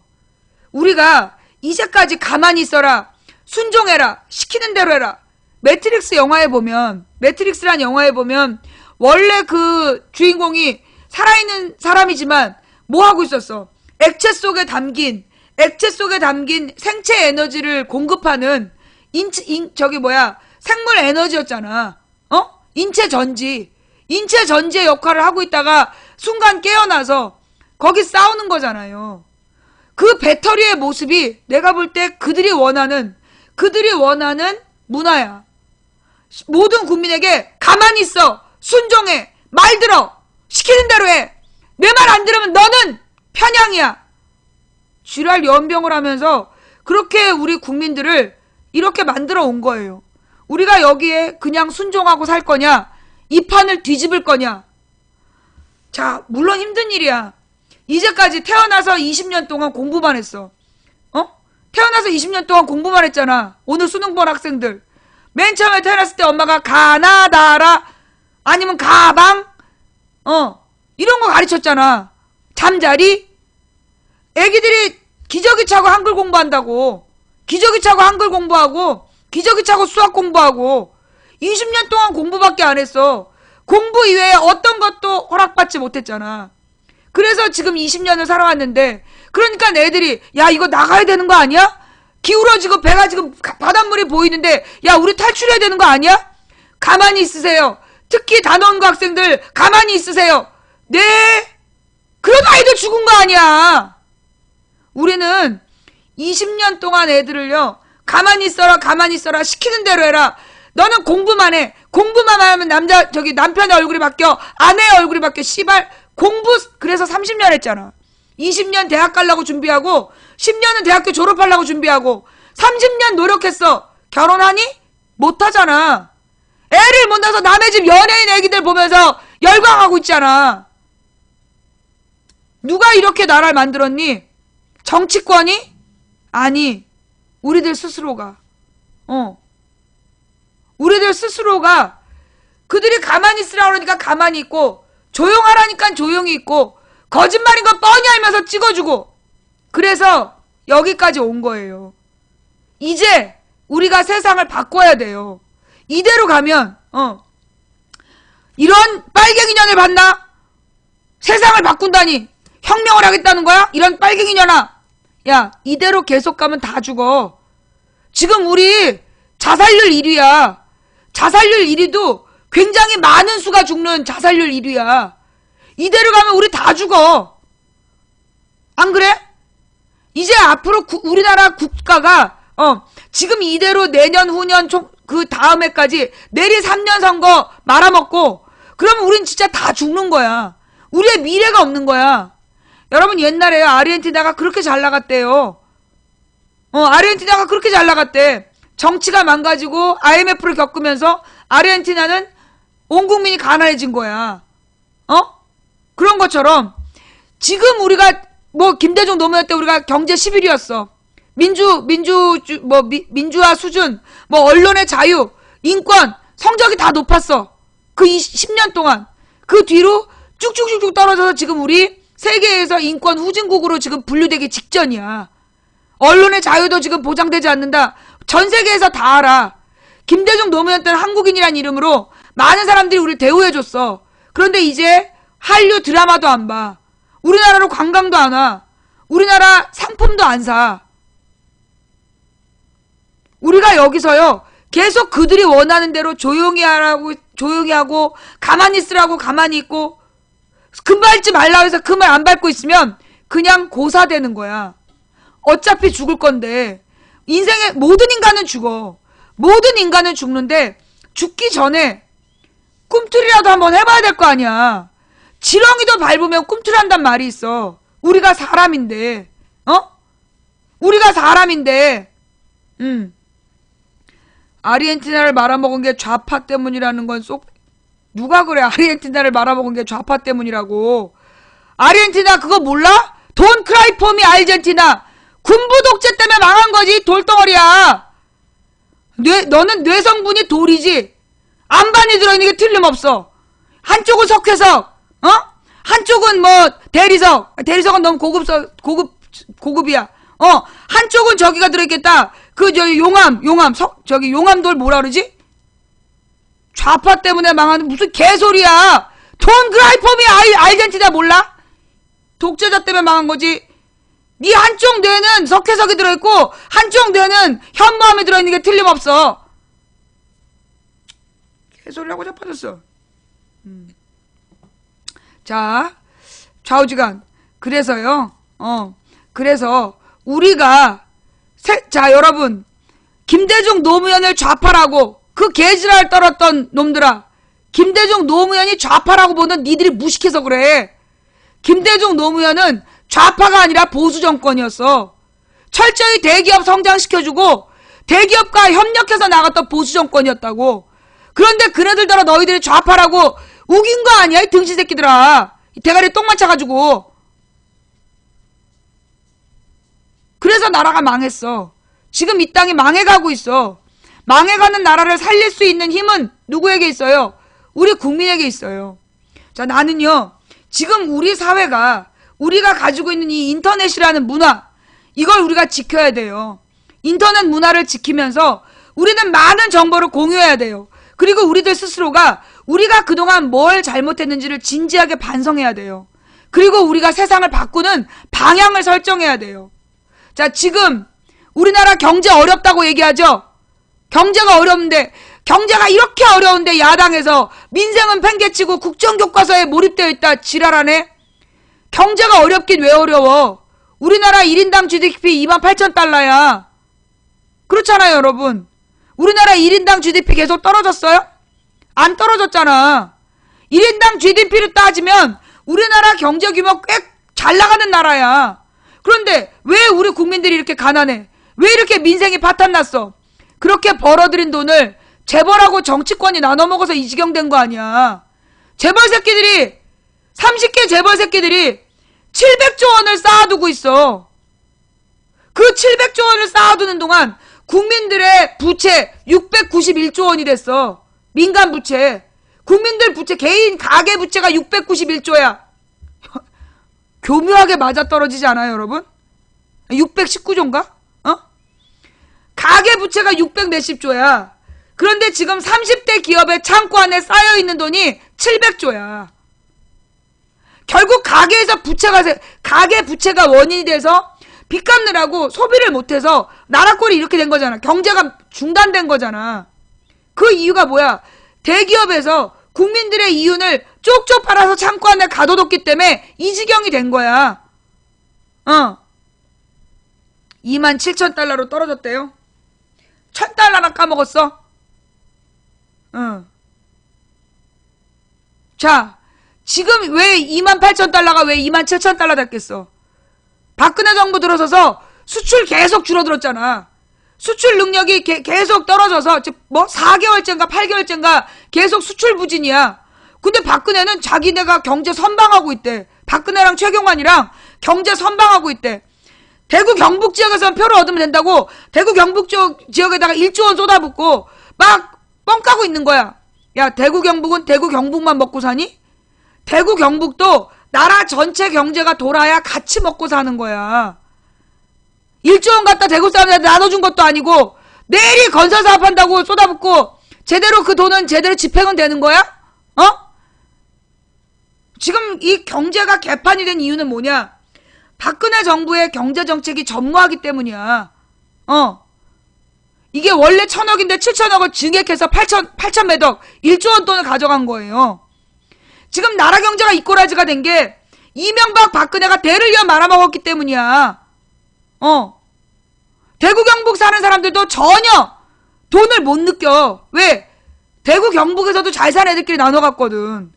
대구 경북으로 1조 원이 가져가면 일반 국민들에게 나눠줘? 잘 사는 애들끼리 나눠 먹는 거야. 그래놓고 대구 경북은 박근혜를 찍어야 된대. 그럼 또 찍어준다? 대구 경북이 지금 나라를 바로 세울 수 있는 주체가 돼야 돼. 대구 경북에서 나라를 바로 세워야 돼. 쟤네들이요, 대구 경북 사람은 무조건 박근혜 편, 무조건 새누리 편이다. 그거 개뻥이야. 정말 개뻥이에요. 이제까지 속아왔어. 호남은 왜 얘기해? 지금 대구 경북이 호남이야? 대구 경북 사람들은 무조건 박근혜 지지하고 새누리당 지지한다고 바꿀 수 없다고 세뇌시켜온 거야. 실제로 대구에서요, 대구에서 김부겸이 그 작년에 지방선거에서 기호 2번 새정치연합 간판 달고 40% 얻었어. 그게 뭘 말하는데? 대구 경북은 바람 불지 않는다. 또 부산 경남, 부산에서 문재인이 선거 나왔던 2012년 총선 때 부산 지역에서 골고루 40% 나왔어. 대부분이 40% 나왔잖아. 부산의 후보들이. 그게 뭐야? 대구 경북에도 부산 경남에도 야권 지지 세력이 있다는 거야. 그런데 그런 얘기는 절대 보도 안 해. 그러면서 무조건 대구 경북 새누리당은, 대구 경북이나 영남, 서울, 강남은 무조건 한나라당 지지세라고 미리 주입을 하는 거야. 너는 새누리당 찍어야 돼. 너는 1번 찍어야 돼라고 주입을 하는 거야. 이제 대구 경북에서도 부산 경남에서도 일반 국민들, 아니 1조 원 갖다 그동안에 여러분 그거 알죠? 포항 지역으로 이상득이가 가져간 게 1조 원이 넘어. 포항 지역으로 이상득이 가져간 게 1조 원이 넘어. 포항 주민 50만이야. 50만 명을 1조 원을 나눠줘 볼까? 얼마냐? 우리 계산 한번 해볼까요? 이상득이가 그 포항 지역의 예산으로 가져간 게 1조 원이야. 1조 원이 넘어. 1, 10, 100, 1000, 만, 10만, 100만, 1000만, 억, 10억, 100억, 1000억, 조. 나누기 50, 1, 10, 그러니까 1000, 만, 10만은 1, 10, 100, 1000, 만, 10만, 100만. 포항 주민들 전체가 200만 원씩 나눠 가질 돈이야. 포항 지역 주민들 전체가 200만 원씩 나눠줄 만한 돈이에요. 그래서 포항 지역 주민들 이상득이 가져간 돈, 그렇게 집집마다 이렇게 4인 가족이면 800만 원, 5인 가족이면 1000만 원 나눠 받을 돈이에요. 예. 그렇게 받으셨어요?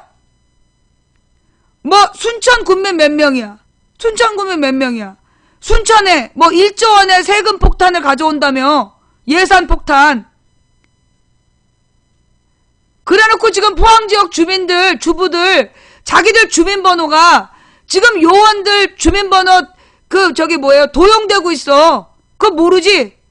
우리 딸을 납치, 성폭행, 토막살해야겠다는 씨발놈들을 잡았는데 그놈들이 썼던 주민번호가 포항 지역 주부들 주민번호야. 당신네들이 그렇게 그 찍어주고 그래서 당신들이 받은 게 뭐야? 당신네들 주민번호가 범죄에 도용된 거야. 정신 차리자고요. 이 대구 경북은 무조건 박근혜 찍고 무조건 새누리당 찍는다? 그게 아니라는 걸 보여주세요. 자, 순천 인구가 28만 명이면 1인당 한 450만 원 받아야 되네요. 한 400만 원? 그러면 5인 가족이면 2천만 원 받았어요? 3인 가족이면 1200만 원 받았어요? 그 돈 다 어디로 갔어? 그런 돈들 다 어디 갔냐고. 이상득이 총 해간 게 1조 원 넘어요. 뭔 말인지 알겠어요? 자, 이렇게 말을 함부로 하시면 안 돼요. 이렇게 쌍욕하시면요. 예. 그러면 나중에 우리 방 전체가 비난받습니다. 자, 내가 볼 때 쟤네들이 강남 3구하고 대구 경북은 무조건 새누리당이 우세하다. 그거 주입시키는 거야. 1번만 찍어야 된다라고 정답을 강요하는 거야. 답정너지. 너희들이 찍어야 될 건 1번이야. 1번 말고 다른 거 찍으면 안 돼. 이게 무슨 효과? 밴드웨건 효과. 대구 경북하고 이 강남 3구는 무조건 새누리당이 이긴다라는 세뇌를 시키는 거야. 그래서 가난한 사람들도 그 지역에 살면 1번 찍어야 되는 줄 알아. 우리가 그 틀을 깨야 된다고. 걔네들의 프레임을 깨야 돼. 특히 돌아오는 14일 집회 때 우리들의 집회가 불법이라고 계속 종편과 이 요원들이 떠들어댈 거야. 우리는 오늘부터 얘기해야 돼. 대한민국의 집회 시위에 관한 법률은 국민이 신고하면 경찰은 국민을 보호해야 된다. 감히 허가하고 불허하고 그럴 권리가 없다. 대한민국의 모든 집회는 합법 집회다. 그걸 분명히 알려주세요. 신고한 집회는 합법이에요. 광화문에서 하겠다고 신고했어. 그런데 경찰이 미신고 집회래. 왜? 그 신고를 지네들이 안 받아주고 미신고래. 이제까지 우리가 몰랐어요. 미신고 집회라고 그래서 아니 주최 측 하는 새끼들 왜 신고를 안 했어? 신고했는데 지네들이 안 받아준 거야. 자, 그러면 이게 미신고 집회입니까? 아니면 불법으로 방해하는 겁니까? 집회 시위 법률에 따라서 신고만 하면 집회를 할 수 있어. 그게 국민의 권리야. 모든 자유민주주의 국가의 국민의 권리야. 그런데 미신고 집회라고 해산하라고 지랄을 해. 그러면 이거는 누가 불법이야? 시민이 불법이야? 경찰이 불법이야? 경찰이 불법이야. 미신고 집회라고 차벽을 쌓는 거 그게 경찰이 불법이고 위헌이야. 지금부터 널리 알리세요. 차벽은 위헌이다. 신고한 집회를 불허하는 게 위법이다. 널리 알려주세요. 뭐요?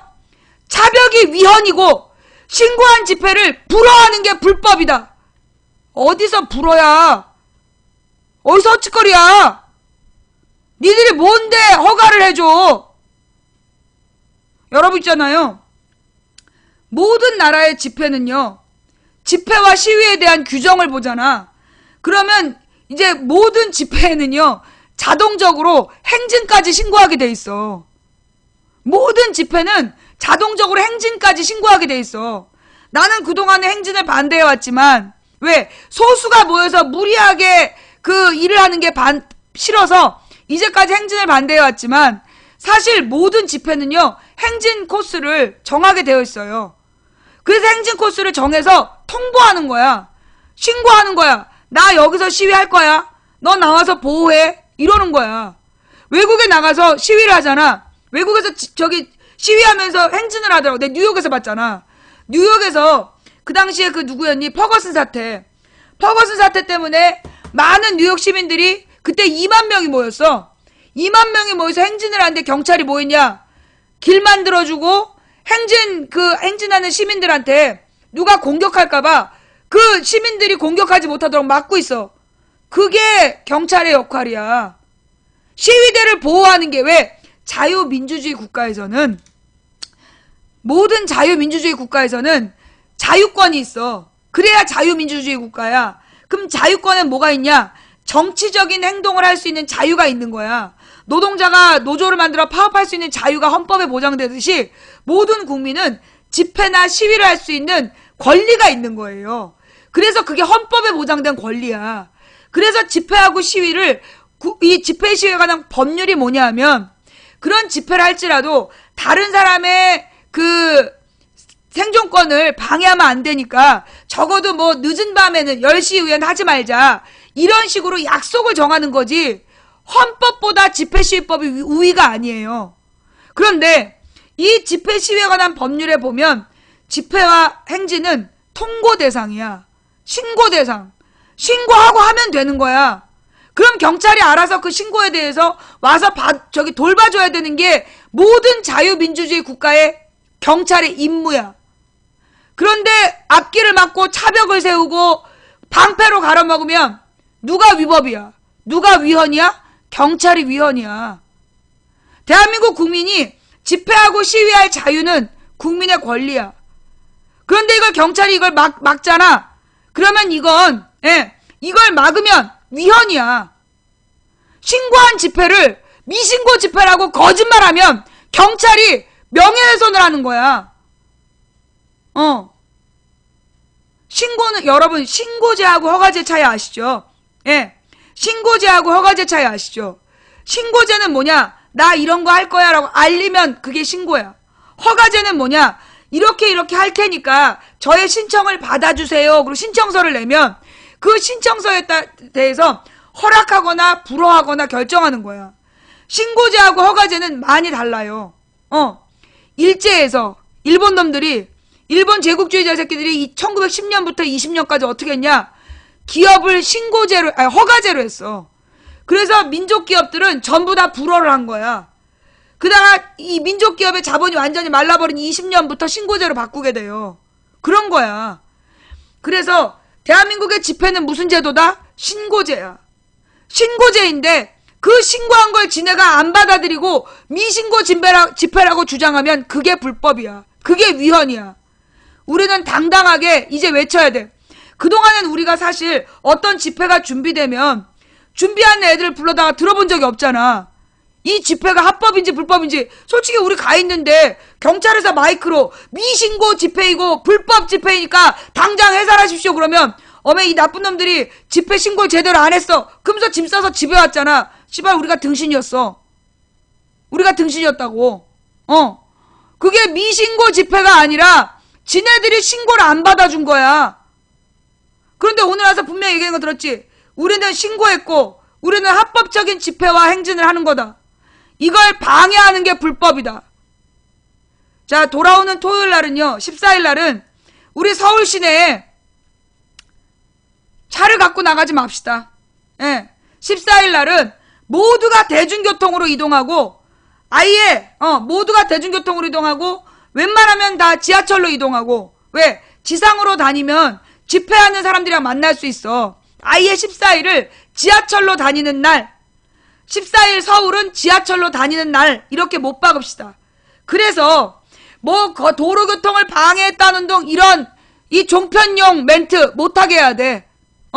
종편용 멘트 못하게 오늘 내일 중에 널리 알려. 대한민국은 자유민주주의 국가다. 자유민주주의 국가의 모든 국민은 집회 시위를 신고하고 행할 수 있다. 신고된 집회를 불허하는 것은 불법이다. 경찰이 차벽을 세우고 그 행진을 가로막는 것은 위헌이다. 라고 알려주세요. 선명하게. 선명하게. 또 무슨 미신고 집회 이런 얘기하면 뒤질 수가 있어.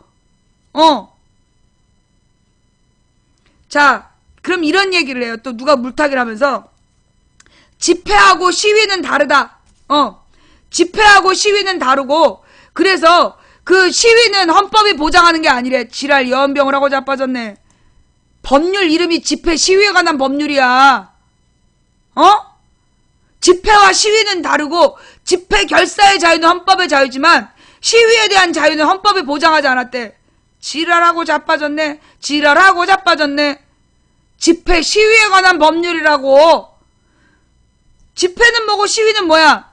집회는 앉아서 자기네들끼리 의견을 모으는 게 집회야. 시위는 뭐냐? 모아진 의견을 대중에게 알리기 위해서 피켓팅을 하고 행진을 하는 게 시위야. 그래서 집회하고 시위는 헌법에 보장된 자유민주주의 국가의 국민의 권리예요. 오늘 이거 처음 들으신 분? 네. 오늘 이거 처음 들으신 분? 그동안 집회가 허락을 받아야 되는 줄 알았고 맨날 미신고 집회라고 해서 신고 안 한 집회인 줄 알았다. 그래서 이제까지 걔네들이 주장하는 대로 불법 집회 반대했다. 근데 우리가 오늘 알아보니까 어머 씨발 그동안 우리가 속은 거야. 어머 씨발 우리가 그동안 속은 거야. 모든 집회는 신고제이고 신고된 집회를 불허할 권한이 경찰에 없는 거예요. 예. 경찰이 신고한 집회를 막는 건 위헌이에요. 여러분 14일날 내가 하고 싶은 말. 우리가 말입니다 여러분. 이렇게 당하고도 가만히 있잖아. 그럼 우리 국제적으로 등신 소리 들어.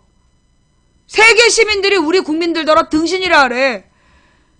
20세기에 그렇게 화려한 민주주의 투쟁을 했던 대한민국 죽었냐? 그래.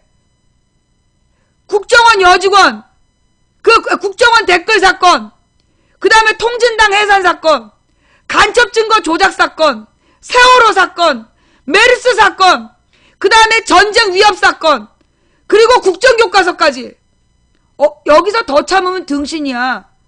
여기서 더 참으면요, 우리 후손들이 우리 세대를 뭐라 그래요? 아, 우리 우리 조상은 등신이었구나. 그래서 우리가 이렇게 일본 놈들의 노예가 돼 있구나. 그럴 거야.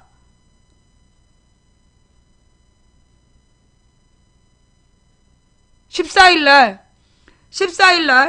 1시 반에 1시 반에 대학로에서 모입니다. 그리고 종로를 통해서 그 시청 광장까지 갑니다. 거기서 다시 광화문까지 다시 제2차 진격을 할 건데요. 우리가 이렇게 당하고 가만히 있으면 등신 등극이야. 우리는 세계적 등신 등극에 막아야 돼. 세상을 바꿔야 돼. 왜? 그럴 권리가 어딨어? 대한민국의 헌법에 나와 있어. 대한민국은 민주공화국이다. 대한민국의 모든 권력은 국민으로부터 나온다. 다른 말로 대한민국의 주인이 국민이다. 대한민국의 주인이 국민이다. 따라서 시위대를 만약에 경찰이 때린다면 폭동이지 뭐. 다만 여러분 절대 먼저 물리적인 폭력을 행사하지 맙시다. 아까 들었죠? 제가 뭐라 했어요? 이런 집회를 나가서 우리가 명분을 쌓는 길은 뭐냐? 절대 경찰의 방패를 만지거나 그러지 말자. 물론 너무나 열받은 노동자들, 너무나 열받은 농민들이 물리적인 폭력을 행사할 수도 있어요. 그런데 그건 우리가 막을 수가 없어. 다만 우리들은 적어도 우리가 빌미를 주지 말자. 일자리를 뺏기게 된 노동자들이 파업하고 경찰하고 대치하고 경찰에게 항의하는 거, 그걸 우리가 욕할 자격이 없어. 왜? 그들은 피해자야. 그런 말 들어봤죠? 해고가 살인이다. 해고는 살인이야. 지금 해고를 시키려는 법안을 통과하겠다는 정부에게 노동자가 맞서는데 그걸 우리가 뭐라고 비판할 거야? 자기를 죽이려고 그러는데 그건 정당방위야. 폭력을 유도하는 경찰에 낚이지 말고, 가능하면 경찰이 우리를 막아서면 우리는 거기서 노래를 부르고 춤을 춥니다. 우리를 경찰이 막아서면 노래를 부르고 춤을 추고, 그래서 전 세계에 그 15일날 전 세계의 언론이, 아니 16일날 전 세계 언론이 보도하기를 한국 국민들 그 자유민주주의를 수호하기 위해 행진하고 있는데 막아선 경찰 앞에서 춤추고 노래 불러. 그런 기사를 전 세계 조간에 한번 내봅시다. 나는요, 더 이상 우리 국민들더러 참아라, 합법 폭력 시위 하지 마라, 그런 말 나는 이제 못할 것 같아. 왜 그런 말? 나는 물론 지금 우리는 평화 시위를 하러 갑니다. 합법적이고 최대한 평화적으로 갈 거예요. 그런데 우리 앞길을 경찰이 막아서면 그건 헌법이 보장한 국민의 권리를 침해한 거라 우리가 어쩔 수 없이 혁명권을 발동하겠어. 저항권을 발동하는 거야. 뭔 말인지 알았지? 뭐요? 우리가 행진하는데 막지 않으면 우리는 평화롭게 갈 거다. 그런데 너희들이 우리를 막아서면 그때 우리는 저항권을 발동할 거다. 그러나 그 저항권을 최대한 아끼고 최대한 춤추고 노래 불러서 최대한 춤추고 노래 불러서 전 세계에 이 서울 시민들이 아니 대한민국 국민이 이렇게 아름답게 시위했다. 그러나 일부에서 있었던 폭력 시위를 마치 대대적인 폭도인 것처럼 대한민국 언론은 보도했다라는 뉴스를 16일 날 전 세계 조간으로 뿌려 봅시다. 자, 여러분 지금 제가요 아까 그 방송이 중간에 한번 끊겼잖아. 중간에 한번 방송이 끊겼는데 내가 아까 방송 제목을 바꿨거든요. 뭐라고 바꿨냐면 김제동과 이승환에게 무슨 일이? 라고 제목을 바꿨어요. 그런데 그 바꾼 제목이 그 바꾸기 전 제목으로 돌아가 있어. 방폭이었어. 이게 방폭이었던 것 같아. 오류인지 오류인지 방폭인지 모르겠는데, 자 여러분 우리 오늘 문 닫기 전에 중요한 뉴스 몇 가지 보고 갑시다. 지금 교과서 국정화를 추진한 교과서 국정화를 추진한 단체가 한 성우회가 누군지 아세요? 일본군 출신들이래. 지금 국정교과서를 만들겠다고 지금 이걸 추진하고 있는 애들이 일본군 출신이래. 그 기사 갖고 보세요. 미디어 오늘 기사인데요. 국정화 추진 성우회 일본군 출신 뿐만이 아니야 5.18 진압군 출신. 지금 국정교과서를 일관되게 주장한 게 성우회라는 단체인데 그게 박근혜 싱크탱크인가 봐. 그런데 얘네들의 구성원이 일본군 출신, 5.18 진압군 출신, 한마디로 박정희 전두환 군부 독재에 충성을 했던 애들, 그들이 성우회래. 걔네들이 지금 국정교과서를 추진하고 있어. 관련 기사 없어요?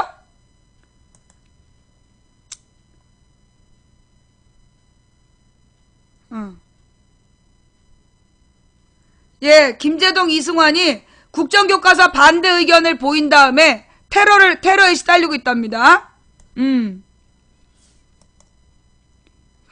이게 그 뉴스예요?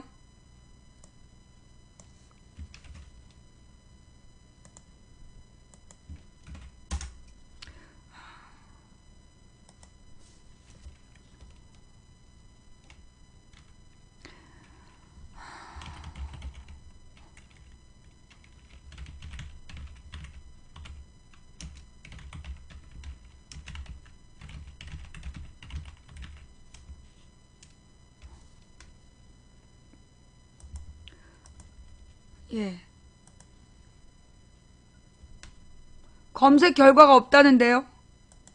함께 읽는 뉴스에 올려져 있어요. 감사합니다.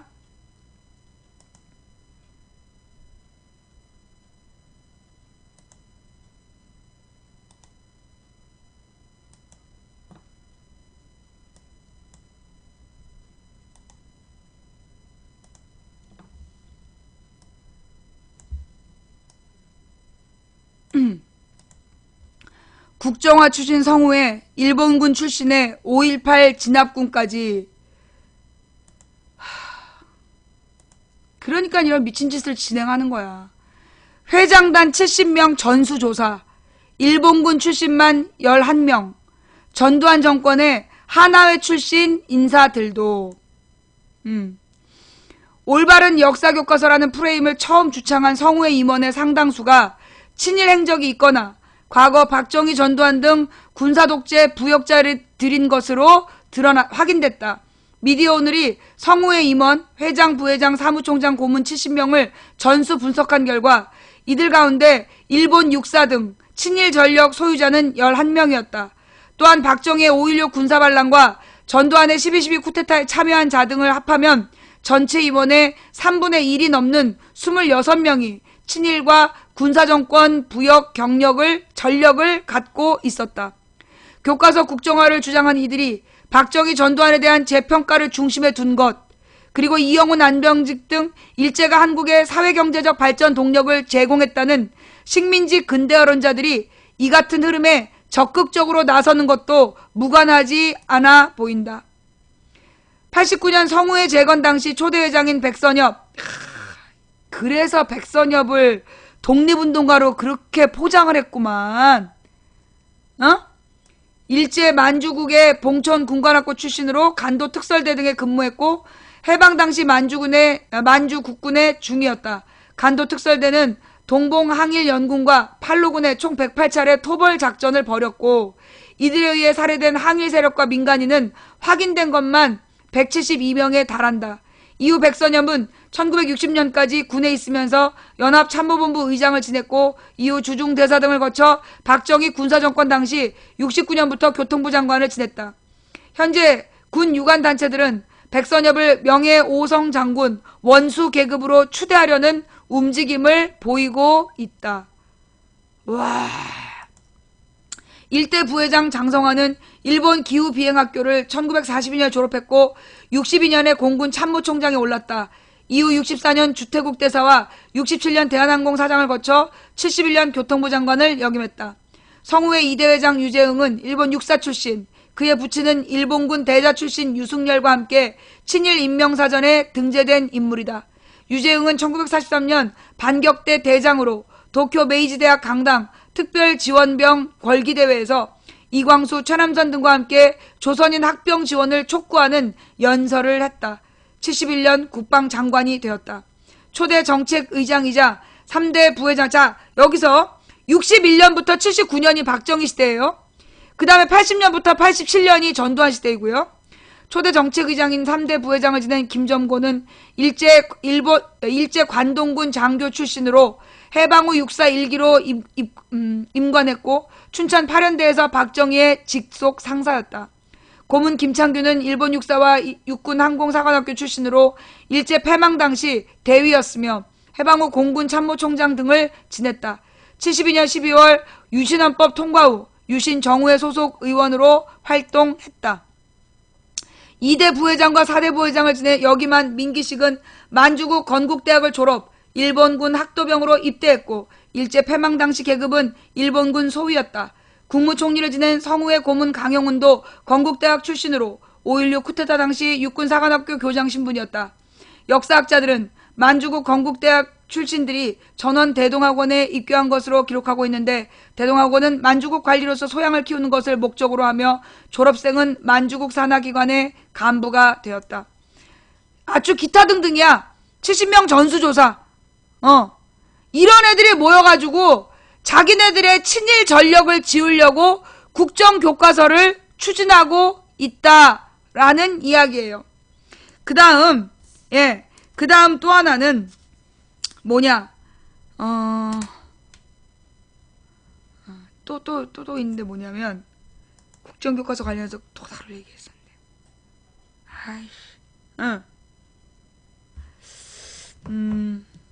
네, 또 기억나면 이 얘기 할게요. 그럼 다음 이야기로 넘어갈게. 다음 이야기는, 박원순이 얼마 전에 이제 청년수당을 주기로 했나봐? 그 박원순이 청년수당을 주기로 했는데 취업을 하려는 사람들한테 이걸 갖다가 이인재가 뭐라고 얘기했냐면 박원순의 청년수당은 아편이자 바이러스다. 그러면서 아주 나쁜 바이러스라고 얘기를 했대요. 그 다음에 청와대 회의에서 박원순 청년지원수당 선심정책이다라는 지적이 나왔대요. 그런 얘기 들어봤죠? 예. 자, 그런데 이런 뉴스가 있어요.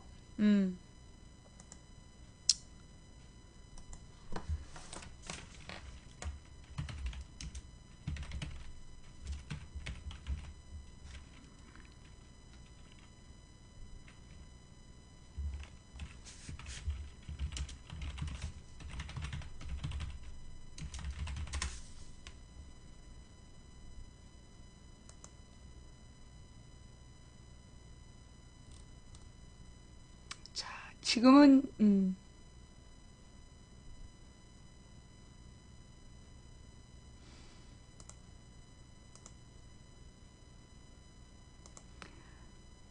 여당에서 취업활동수당 30만원에서 50만원 지급 추진. 한나라당 취업활동수당 30만원에서 50만원 지급 추진. 이거 2015년에 올라온 보도 내용인데, 사실은 이게 언제적 얘기냐? 2011년. 예. 2011년에 가만히 있어보자. 요거 세계일보 기사가 없네. 여기 보면 있을래나? 기사 원문이. 자.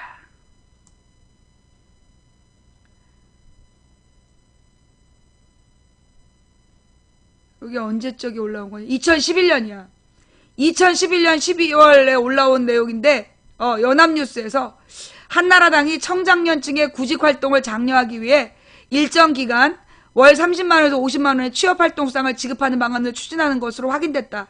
이는 장기간 취업에 어려움을 겪는 청년 실업자, 고용보험에 가입하지 못한 상황에서 일자리를 잃은 비정규직 근로자, 자영업자들에게 보조금을 지급하자는 제도이다. 일단 29세 이하 청년층 9만 명에게 30만원, 49세 이상에게 50만원을 지급하는 방안이 검토되고 있다. 이들에게 4개월간 수당을 지급할 경우 4천억가량이 소요될 것으로 한나라당은 보고 있다. 취업활동수당은 박근혜 비상대책위원장이 수차례 도입 필요성을 강조해온 것으로 위원장직에 취임한 직후 실무진의 실행계획 마련을 지시한 것으로 알려졌다. 자, 다시 이인재가 박원순의 청년수당은 아편이자 바이러스다라고 발표했습니다. 청와대 회의에서는 박원순의 청년지원수당은 선심정책이라는 비판이 일었다고 합니다. 자, 2011년 한나라당은 청장년 구직활동을 장려하기 위해 일정 기간 월 30만원에서 50만원의 취업활동수당을 지급하는 방안을 추진하는 것으로 확인됐습니다. 이 취업활동수당은 박근혜 비상대책위원장이 수차례 도입 필요성을 강조해온 것으로 위원장에 취임한 직후 실무진의 실행계획 마련을 지시한 것으로 알려졌다. 그러니까 이인재가 얘기한 아편이자 바이러스는 누가 퍼뜨렸게? 이인재가 얘기한 아편 바이러스는 누가 퍼뜨렸게? 박근혜가 하면 복지고 박원순이 하면 뭐 바이러스냐? 박근혜가 하면 복지공약이고 박원순이 하면 바이러스야? 아편이야? 그 아편 퍼뜨린 게 박근혜라고. 박적박. 박근혜의 적은 박근혜다. 박근혜가 한 모든 말은 과거에 박근혜가 한 말로 비판할 수 있다. 이런 뜻이죠. 예. 자, 그 다음에, 아주 털면 털수록 가관이요. 예, 자, 지금 벌써 시간이, 지금, 6시가 되어가고 있는데요. 요 내용. 가만있어 보자. 전화. 잠깐만요.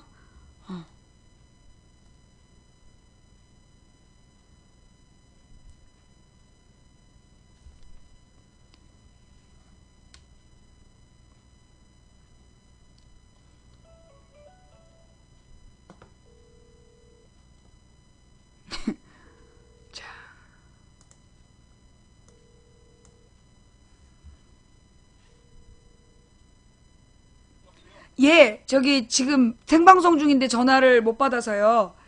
네. 예, 아니요. 우리 시청자들께도 한 말씀 좀 부탁해도 될까요, 지금? 네, 그러면 스피커폰으로 연결할게요. 고상만 조사관님. 예. 예, 아이고. 어제 북콘서트 치르느라고 정말 고생하셨어요. 아이고, 저야 뭐 고생한 게 아니라, 저야 뭐 굉장히 즐겁고 행복한 자리였고요. 근데. 그리고 특히나, 정말 우리 망치 부인의 이 놀라운 힘을 기대서 정말 좋은 행사를 할 수 있어갖고 너무너무 행복했습니다. 저는 아무것도 안 했는데요? 아무것도 안 해주신 게 엄청나게 많이 하셨고요. 아니, 진짜로, 예. 와, 이렇게 많은 분들이 있구나. 그, 정말 이 망치 부인님이 얼마나 큰 영향력을 갖고 있는지 앞으로 그 우산 밑에서 잘 살아야 되겠다 이 생각을 제가 했습니다. 아니 뭘 어쨌게 저 아무것도 안 해서 내가 딱 2번 공지한 게 단데? 아니, 그 말씀 듣고, 야, 진짜 경양 각지에서 다 올라오셨는데, 정말 이 자리를 빌어서 다시 한번 너무너무 고맙다는 말씀 드리겠습니다. 정말 그래요. 고맙습니다. 고맙습니다. 네, 진짜 예. 그러면 우리 시청자들이 많이 가서 그 예. 어저께 성황을 이뤘다는 거잖아요. 예. 예. 그러면 감사를 드리면서 예. 자, 그러면 일단 빚을 갚아야 될 거 아니에요. 예, 그 빚을 갚아야죠. 자, 그러니까 우리 그 언제 올 거예요? 일단 당장이라도 달려가고 싶은 마음인데, 네. 일단 다음 주에 아시는 것처럼 18일 날 수요일 날 존속살인 무기수 김신혜 씨가 전남 해남에서 지금 재심 선고 공판이 있어서 예. 재심 개시 여부와 관련한, 그래서 그것 때문에 화요일하고 수요일 날은 지방을 내려갔다 와야 되고, 네. 그리고 해서 지금 방송이 언제 가능하죠? 그러면 이제 매주 하시는 게 다음 주 아니- 매일 목요일 하시는 게 금요일 아니잖아요. 19일 날 20일 날 가능하죠. 금요일 날 제가 나가겠습니다. 아, 그래요? 그러면 20일 날 예. 예, 20일 날. 예, 그럼 준비 20일 날 예. 저기 몇 시쯤에 오실래요? 몇 시에 가요? 시키는 대로 해야죠. 2시 반? 예. 2시 반. 네. 예, 2시 알겠습니다. 반부터 제가 우리 길게 예. 그날은 예. 더블로 바닥이 날 것 같아요. 그래요. 각오하고 와야 돼. 뭐 일찍 갈 생각하지 2시 반. 말고 예. 일찍 약속이 있습니다. 저녁 때? 예. 아, 오후에. 이런. 그래서 하고 2시 반에 제가 지난번처럼 복도에 서 있다가 2시 반이 되면 띵동 하고 누르겠습니다. 그래, 알겠습니다. 그러면 예. 아예 2시에 오라고 그럴까? 2시에 아, 왜 아니야, 2시 반. 알았어, 2시 반. 알겠습니다. 2시 반. 2시 반에 와서 예. 6시까지 예. 알았어요. 예. 자, 그럼 우리 다음 왜 주 그러세요? 금요일 날 만나기로 예. 하고. 하여튼 어제 그 예. 콘서트의 내용이 너무 좋았어요. 예, 아유, 거기 감사합니다. 저기 뭐야. 그 예. 군 의문사 예, 그 희생자 가족분들 때문에 진짜 많이 울었어요. 사실은 그것도 에피소드 있는데 내일 그날 가서 또 그날 와서 그래 알았어요. 예. 우리 자세한 얘기 만나서 하자고. 예, 그래요 예, 그래요. 예. 어저께 예. 수고하셨고요. 그럼 우리 예, 금요일 날 그리고- 만나봬요. 예. 예. 그리고 참고로 제 아내가 네. 이 방송에 엄청난 팬이 돼서 낮이고 밤이고 이 방송만 보고 아, 또 보더라고요. 정말 그러세요. 고맙습니다. 네, 우리 장경희 씨죠. 예. 장경희. 예, 장경희 씨. 예, 알겠습니다. 예, 예. 장경희 너무 시청자님 좋아요. 반갑습니다. 예. 예, 이 얘기했다고 또 혼날 것 같다. 그래요. 우리 그 알겠습니다. 방송에 꼭 오셔가지고요. 예. 이런저런 예, 예. 얘기 꼭 해주세요. 예, 알겠습니다. 고맙습니다. 들어가세요. 네. 예. 예. 자, 아싸. 내가 아까 빚을 갚으라고 문자를 보냈더니 답장이 온 거야. 네. 네. 자, 그 다음에, 또 뭔가 공지사항이 있었는데, 뭔지 까먹었네. 자, 그러면 오늘 목요일이죠? 내가 내일이 토요일인 줄 알았어. 내일 금요일이잖아. 오늘은 시간이 없었고 얘기를 다 못했으니까, 우리 내일 또 만나가지고, 자세한 얘기 내일 하자고. 내가 시간이 모자라가지고, 시간이 모자라가지고 이 자세한 얘기는 내일 해야 되겠어. 죄송해요. 자, 지금까지, 시청해주신 모든 분들께 감사드립니다. 그리고 추천해주신 2,940분께 감사를 드립니다.